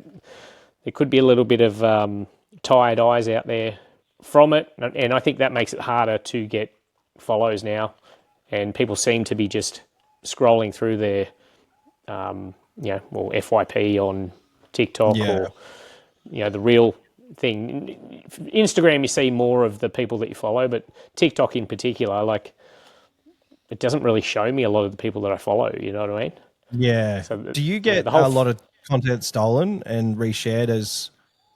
Yeah. So I had a chat with a lot of the guys over there about it, and I've seen Facebook's extremely egregious for it, and because it's a monetized platform, they'll take your videos wholesale and sometimes even your logo and name, upload them, and they'll take your viral videos. So they're going to get views. They'll get to a point where they get monetized, and then I've seen it particularly. There's a guy in the UK that does pressure washing and had a big following. Oh yes, I love that dude. Okay, so but there's a page there with 50,000 followers, but now they're monetized. They've just switched up, still using his name, logo, and everything. So it'd be like, and it's just like egregious clickbait stuff with like half naked chicks and. Maybe I should do that. Like, I'll tell you offline the sort of stuff that it is. Really? Like, yeah, and so like imagine someone does that to me, and you people are thinking it's you because your logo's there, your name's there, Yeah. and it's something like really offensive. And I don't know how it hasn't been taken like down. they'll have the thumbnail will give the idea like you're about to watch a No, pressure cleaning video. No. They start that. It's just wholesale rip Yeah. off of the content. Then once they get monetized, they just want to put stuff that will get as many clicks, as many eyeballs, which is clickbait, Oh, okay. sex focused, Yeah. I get all that sort of stuff, which has absolutely nothing to do with what he does, but it's still his name and brand there. Wow. Yeah, so there's a lot of that going on. I'm so far behind. You can take the videos down, but you might get 20, 30 a day, and then if you don't do it for a couple of weeks or a month, all of a sudden you've got hundreds of videos and it's not a quick process. So yeah, that's one of the annoying parts, but it's unfortunate people that's make life. money off of your stuff. Yeah.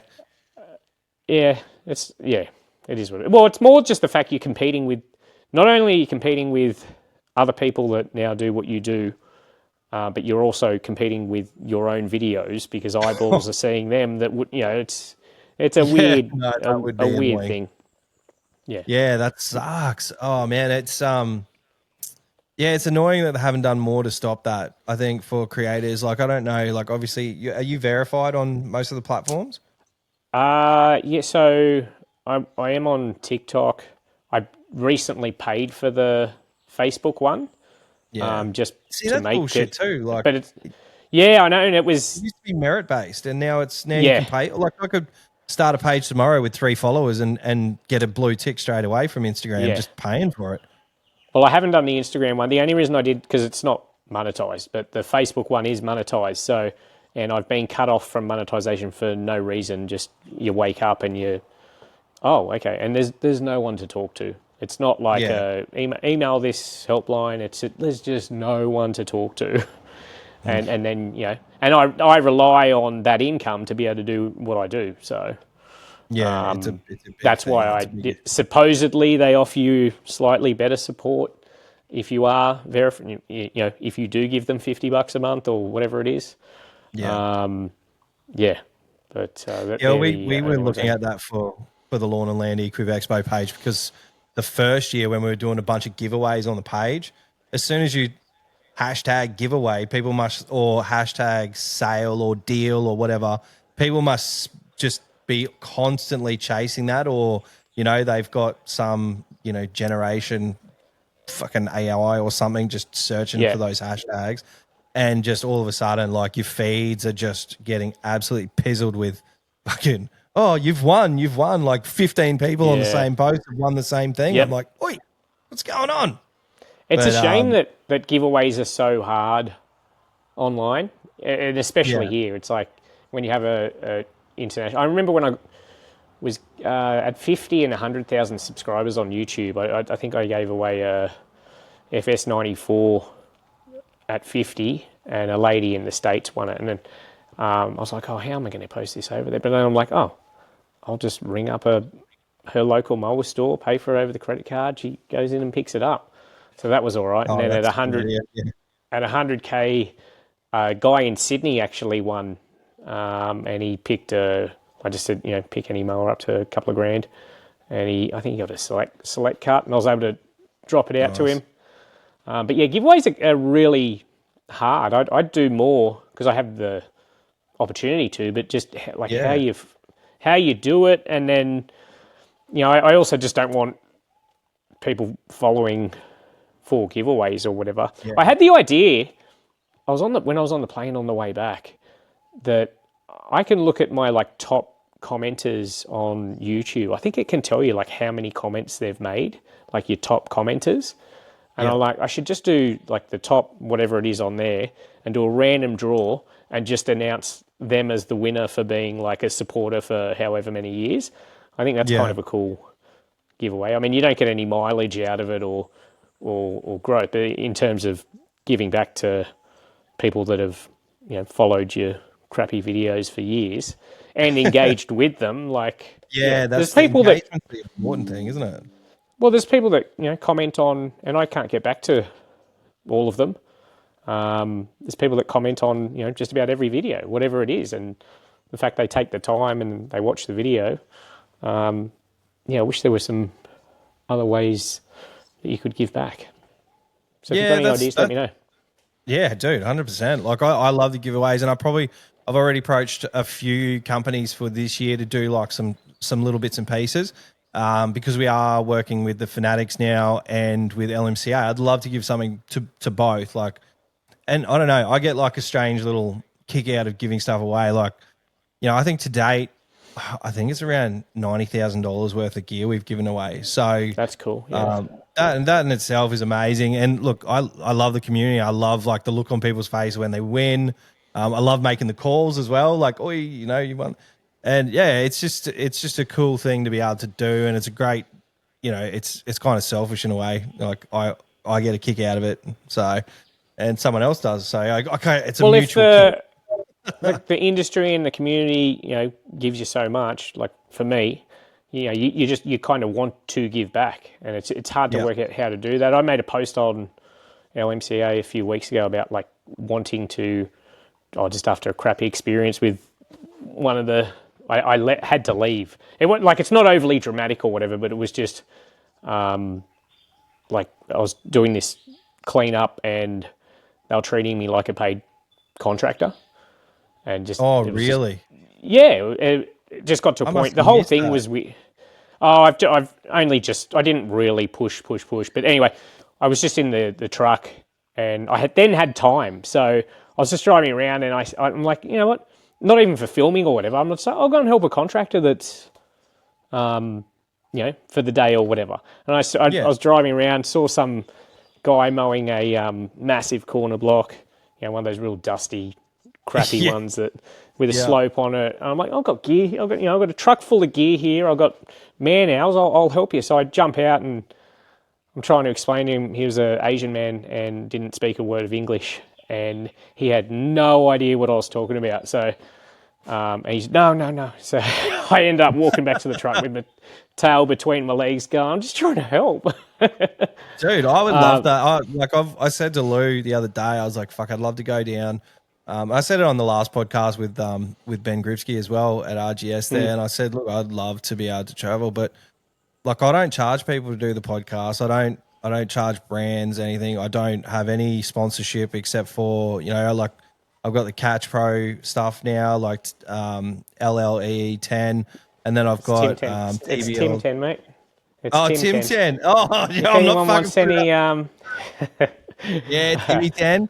And then I've got Muscle Beard Australia, which is TBL 10. And I honestly just say to him, like, just give me some beard oil now and again. I don't want any money from brands because I genuinely I love everything that Catch Pro does. Like Benny does a fucking amazing job. He invests so much money into product development and all the advertising, all that stuff. I love what he does. And then obviously with Danielle at Muscle Beard Australia, they do an amazing job, and like she's kicking goals. Like she's so much, like I did a 2.5 hour podcast with her the other day, and she accidentally turned her microphone off, and it was a heartbreaker because it was such a great conversation. Like she's done so much in her career.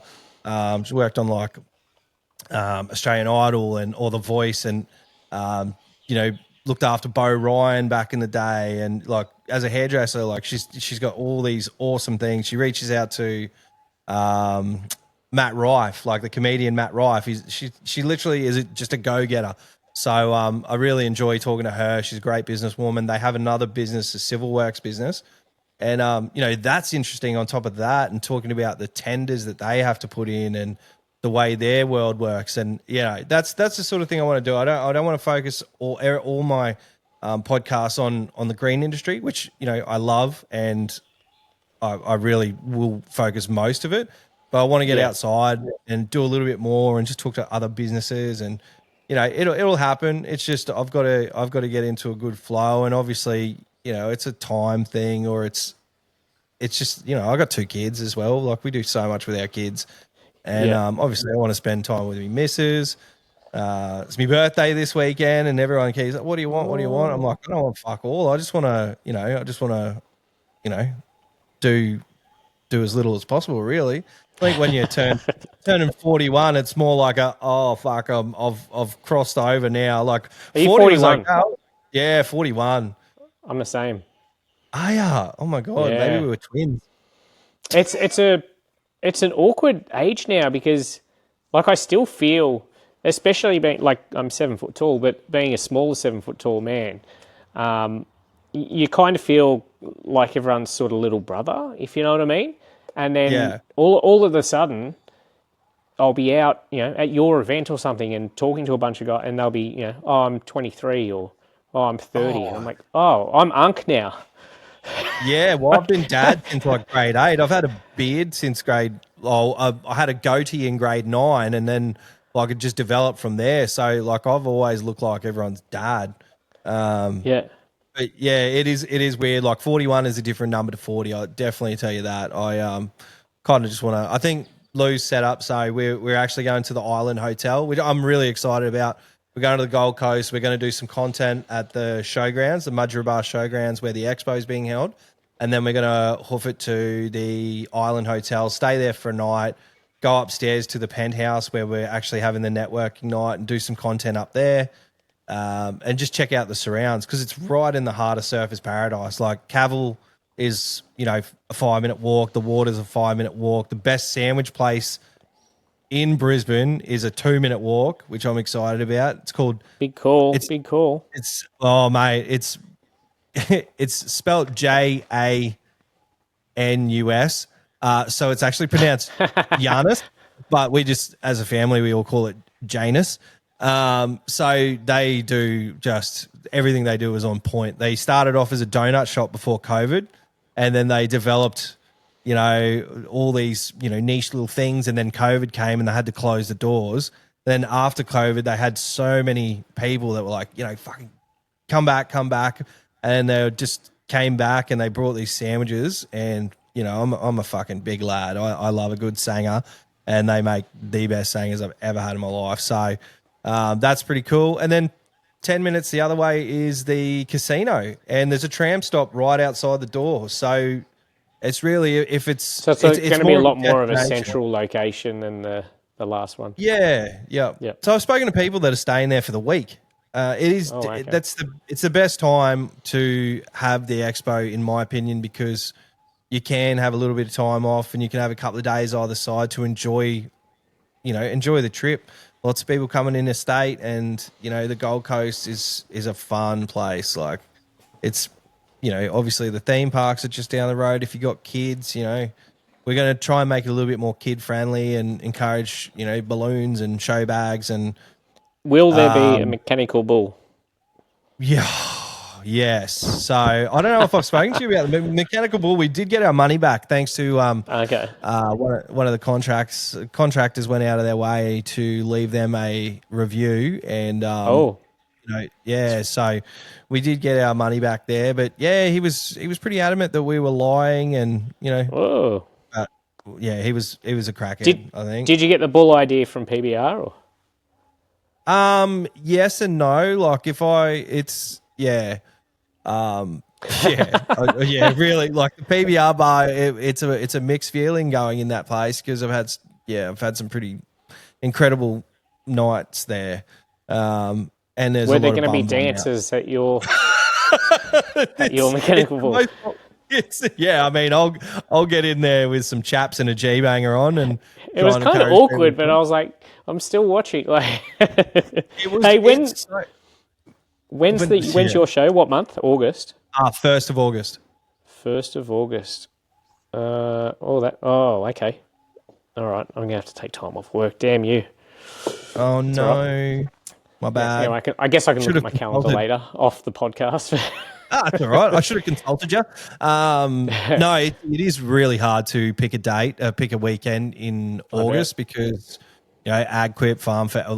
Actually, Farm Fest is not too far away. I think it's June. But Ag Fest and there's a few others that are all around the same time. So yeah, it's going to be a few brands I think that'll be like, oh, it's too close to this show, but we just can't do it. You're never going to get everyone. Yeah. Nah, that's it. So we just go with what we can. Had a good conversation with Greenworks Gary yesterday. So they're going to be supporting as well. Not sure what capacity yet, but I'll talk to him more when he's up. Duncan Russell from International Mowers is coming up. They've just gotten Adam under their Yeah, I belt as heard. well. Yeah. Yeah. Some big Have you done changes any in the work with industry Adam? lately. I have. When they released, can you still hear me? Yeah, I can hear fine. How good is this? It's wireless mic. I love when they it. Oh, you got the when battery they one? when they released it, I reached out to them, to the original owner, who was a very lovely older gentleman, and John? Is it John? I believe that was his name. He was very nice. Like they designed it, the original, and Yeah. Well, he was at our show. So I saw afterwards. I didn't see him at the show. So the cool thing is he just received an award for 60 years of of Australian manufacturing. I think it's an Australian they've been around a manufacturing while. award. Yeah, that's incredible. Like I was talking to Ben Gripsky again, and they've been around since '82. So for what they've built in that time period is insane. Like GA, and now with Victor under their belt, like it'd be cool. Yeah. Like I don't know, you should jump on a mulchi and see if you can get a mulch master to throw around. Do you know what the it's totally sold and he's moving on eventually or retiring or? With Adam, yeah, it's International Mowers now, so it's still Adam, but are they it's under same location? Because they're in Sydney. Yep. Yeah, they're still being manufactured in Sydney. So Nathan Meller he's taking care of Adam in Sydney there. So there's so many people that I'd love to come down and sort of sit down with, or I'd love to have a day out with you and actually do some work that's not behind a camera or whatever. But like Adam's down there. Shane is a bit further up in Newcastle at Singleton from Lawn Culture. And there's a bunch of cool contractors. You thought was in the middle of Sydney, didn't you? I'm such a fuckwit, hey? I have no idea what's going on. I was listening to that one on the plane coming back, actually, when you was talking to... Who were you talking to about it? Who was I talking to about it? The mower store. Was it Scotty? Yes. Scotty Osborne? Yeah. Yes. Yeah, I'm such a dipshit. And he's another one. He's down in Ulladulla, so he's like 3 hours from Sydney. So I'd love to go and see his shop because I know he's got a really nice shop. He's got plenty of cool staff in there as well. See what he's like to work for. And I love just going into the mower stores and just having a look. But I just feel like a creep getting around there because I'm just, there's guys there that are just there doing their job. And then there's me looking around and wanting to make videos of equipment or whatever. I've got, there's a couple of mower shops here that are friendly with me and happy for me to come in and do stuff. Western Mowers and Chainsaws and Paul's out at Richmond, and they're big Husky robot dealers as well. So it's good to go in there and check out what's going on. And I want to support that industry too. I'm happy to go in and go, hey, there's a new bit of gear out or whatever, and just have a look at it, make a video, and I can 100% say that they would appreciate that because I was planning on doing a bunch of dealer interviews, but everyone's so busy now that the season's actually pushing along. So I was going to do one with the crew down at Warrigal Forests, and obviously I got Scotty. I'm trying to get Joe at Sylvie's. I've reached out to the Mower Superstore, Danny at Southside Mower Centre. Those guys I'm going to get, but it's just common theme that it's very hard in that space now to to get things done. Like the prices of rent and staffing issues and all that sort of shit is coming up and sort of affecting what they are doing day to day. But they'd fucking love your support. And they're cool about it. But then I know how busy they are. You go in and there's just, especially on the servicing and repairs side, there's just so much going on there. Have you ever thought of doing a little day at some of your locals, saying, invite people, you do content and... I hadn't... So I'm very reluctant to put myself out there. At the That sounds expo, crazy there's for people you, doing but meet and greets and stuff, and I'm just like, and these are essentially my peers, I guess. But I'm like, why would someone want to? I'd feel I'm scared no one would show up, and you're standing there yeah. with a sausage sizzle and a can of Coke and Well, everyone's going kicking to turn up for a rocks. free sausage. Yeah, yeah. Come and have a chill So on Tim's sausage. yeah, I'm my own worst enemy in that regard because you need to lean into that, and there's a section of the community out there that will come out and have a chat or whatever, and if Yeah. one person shows up, if half a dozen people show up, it doesn't matter. Like, we're not the biggest industry, but yeah, I know that it's going over there has rejuvenated me. Like, as much as I'm tired, it's rejuvenated me a little bit for turf and tools. Yeah. Just because I'm like, yeah, okay, there's seeing everyone doing what they're doing, all the equipment, and just how big the industry is. I'm a bit of I'm on chronically online in videos and everything, but I kind of keep to myself and kind of don't like to ask people to do things, but I need to get out more and do some collaborations with people.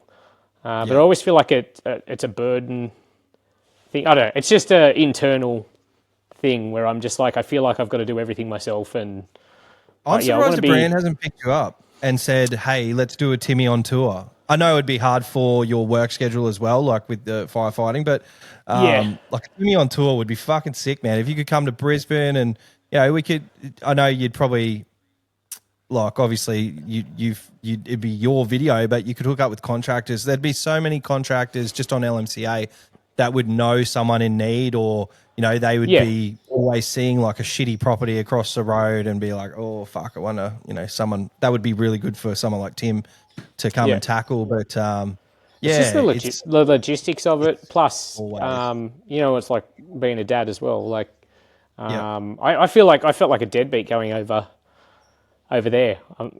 As much as it was totally work, work. Obviously, there were some evenings there or whatever, but it was like it was literally, genuinely a work trip. For the business. But I still feel a little bit guilty just going to the other side of the world on my own. And your daughter's going, oh, I want to go to America. Well, I got a 14-year-old daughter.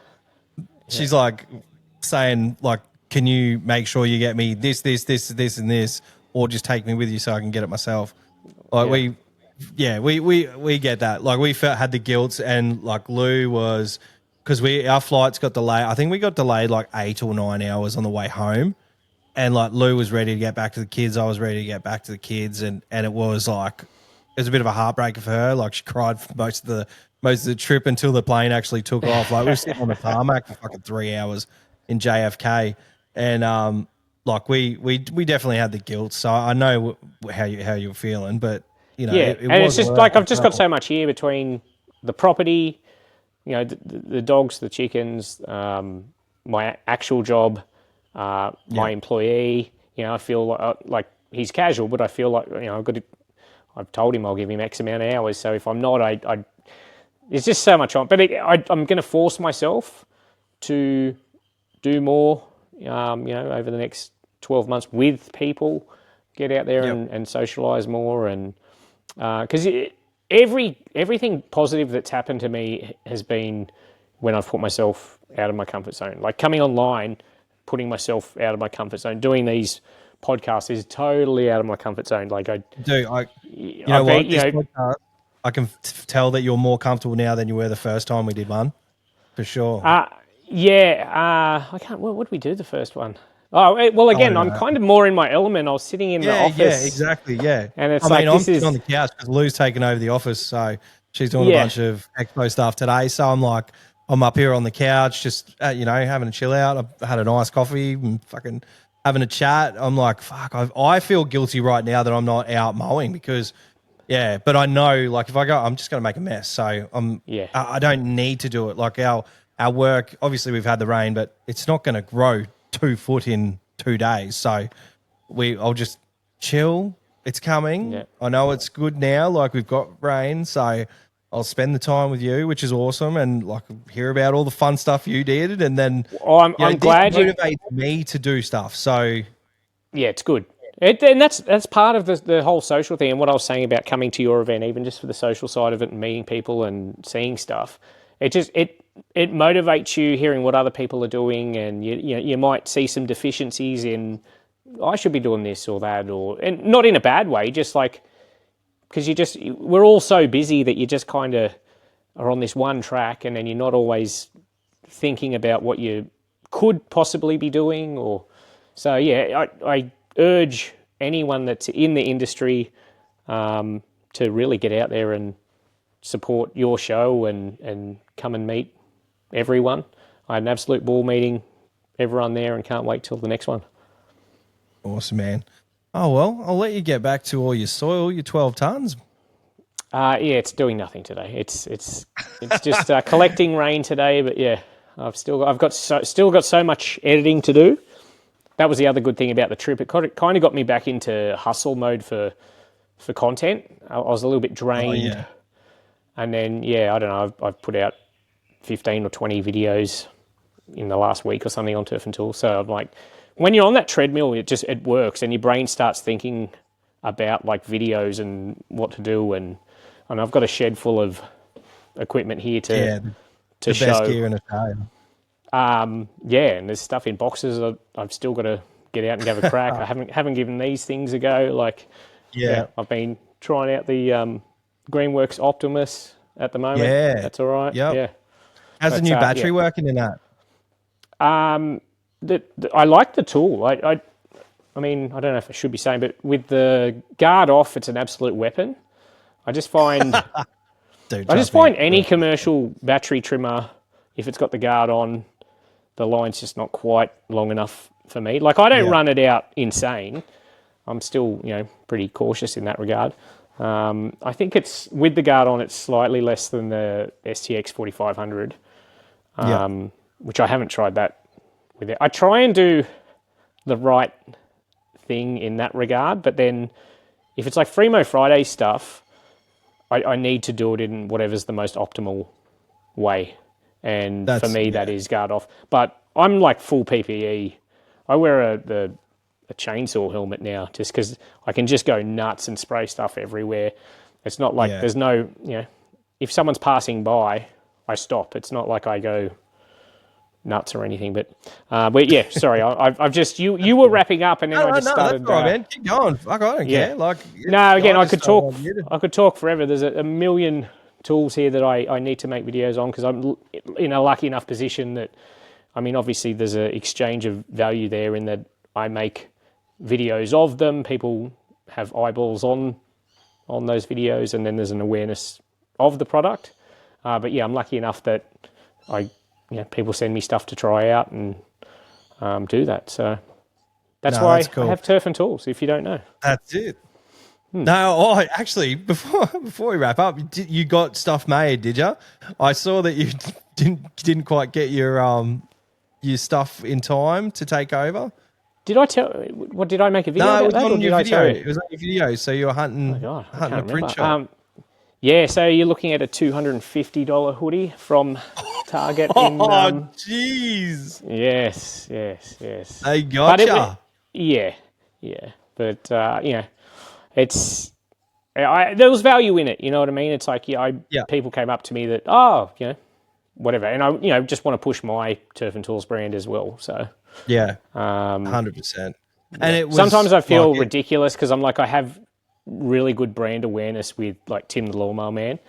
And I'm like, I've got this other thing, and I'm like, but I think they're good homes for different things. Like the Tim The Lawnmower Man thing is what it is, and it's the cleanups and all that sort of stuff. And the reason I started Turf and Tools was I have all these, I have, number one, a genuine interest in equipment. Like I don't have a technical knowledge of it or anything, but I just really enjoy trying all different things.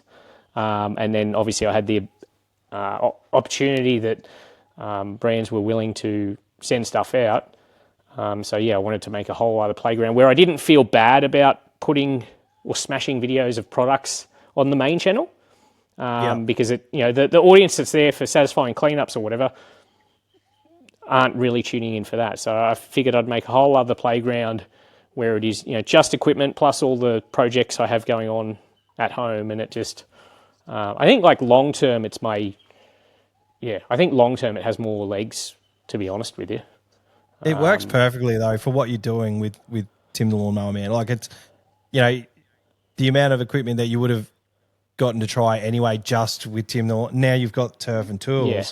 It just opens it up to have a dedicated channel where you can highlight pros and cons of everything, and it's awesome. Well, not even it's genuinely just my experience, with the tool, And again, it's not overly technical because I'm not a technical person or overly specky person. It's just here's this. Well, the good thing is you're putting it through some of the harshest conditions that it could go through. Like some of the cleanups are insane that you do. So, as a contractor, it's definitely where you want tools to be tested.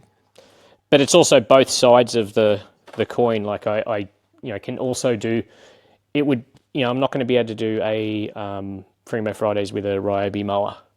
No, it's not as made for DIY users, but I can make videos on this channel for it using on residential properties. So that'd be good. Are you going to do a lot more turf and tools at home, and Tim the Lawnmower Man is going to be out and about? No, a bit of both. Turf and tools will still be out and about. I'm going to cross over a little bit in terms of, more so for the YouTube videos, which are longer and sort of more in depth. Kind of more vlog style, like the tool arrives and here it is. This is what it is. Let's go find somewhere to test it. Knock on someone's door. Hey, can we? I've got a tool to test out. Yeah, it's the same sort of idea, but and then you get to try it on a random property that you haven't done before, maybe a different type of grass, or the sky's the limit. Yeah, that's exactly right. And anywhere you can find motivation, like even if it's sometimes it's like just as easy as ringing a brand and just having a conversation with them about something new that's coming to the market. Like I love it, and then I can get to tell people on the podcast or tell pals in the group. I'm like, oh, you should fucking see what's coming from Bush Ranger or whatever. It's it's super cool. Like everyone finds motivation in different areas, and obviously yours is new tools and getting to socialize with other contractors that love watching you do what you do, and you love what they do, and it's cool. It's a good space. Hopefully, it doesn't get too crazy. Like I think there's enough people doing what you do now. I think you were a bit of a pioneer. You and Shawnee were a pioneer in this space. And I think that you guys do an excellent job. Hopefully, I really want to reach out to Shawnee and see if he can come to next year's show. Like Sean from Blade Mate. If you haven't maybe followed I can do maybe we can do a road trip or something, because that's my number one. Yeah, that's my number one collab actually. That I've been pushing. Well, we've done one before. It was years ago though, and I've been saying for months now. I'm like, just find a place. I'll get in the truck, drive up, we'll knock it over. And where is he compared to you? Like time-wise? Like Newcastle way, so like a couple of hours. Oh, away. okay. So yeah, all right, maybe that might be the go because Chloe's got dance competitions that'll take us back down to Newcastle. Maybe we can get together for a 3-way. Yeah, for sure. Yeah, I mean, I sounded a little bit too keen for that, but that'll be a nice grab. It'll definitely be a good headline on a thumbnail or something. Blade Mate, Tim the Lawnmower Man, and the Bearded Lawnsman 3-way. Well, if you do speak to him, you go, Tim's been screaming out, find somewhere. He's coming up. Yeah. No, or if anyone talks to Sean, get on him on the socials and say, have you found a place? I want you and Tim to do a clean up. Realistically, his space is YouTube, isn't it? Like I don't see heaps of him. He does stuff on the other socials, but I just don't think he pumps. He's just a lot more of a private person, I guess. He's a super. He's just very very laid back, and I feel like in socials in particular, like short form stuff, it's kind of like you feel it's like, oh, I've got to have this energy to maintain viewership or interest or whatever. And I think his stuff would lend really well to him doing a voiceover because he's got that kind of really Aussie Yeah. Soothing voice. I think he'd do well doing voiceovers of his cleanups on short form stuff. Yeah. Yeah. Anyway, There's so many different avenues for you guys. I love your content. I love everything you do with Turf and Tools and Tim the Lawnmower Man and all your adventures that you go on, all the fun people you get to meet, all the interesting people you get to meet. So I'm looking forward to watching plenty more in the future, dude. well, apologies for being the world's worst correspondent. I did say let's do this early because I have the memory of a fish, tired. When you said all today, that sort I of was stuff, so but- stoked. I'm like, fuck Oh, yeah, let's do it. Well, I'm Tim. glad it's out of the way. You know who else hit? I don't know if I said it already. Luke Smith hit me up. I'm like, BJ already had the. I'm like, so, but yes, I'll just repeat everything I just said here. I might just send him the tape. Oh, fair enough. Nah, yeah, well, I'll send him this. Maybe he can actually fucking put it on his channel this time. We did a podcast, Luke and I, and he was supposed to put half on his channel and half on mine, and he fucking uploaded the whole thing, and then I had a week with no podcast. It's not good, dog, isn't he? He's fucking done me there. Nah, Not dude, as bad thank as you so Gary, much for though, your time. What's that? Not as bad as Gary, though, eh? Oh, Gary. Nah, I've been talking to Gary. Hopefully he gets Facebook back soon. He's locked himself in his dungeon. Unbelievable. All right, man. Oh, right. Have a good one. Thanks for having me on. Take care, and thank you very much. No worries. Do you want to dance this time? I might just do it. Yeah. Uh-huh. Yeah. What? Oh.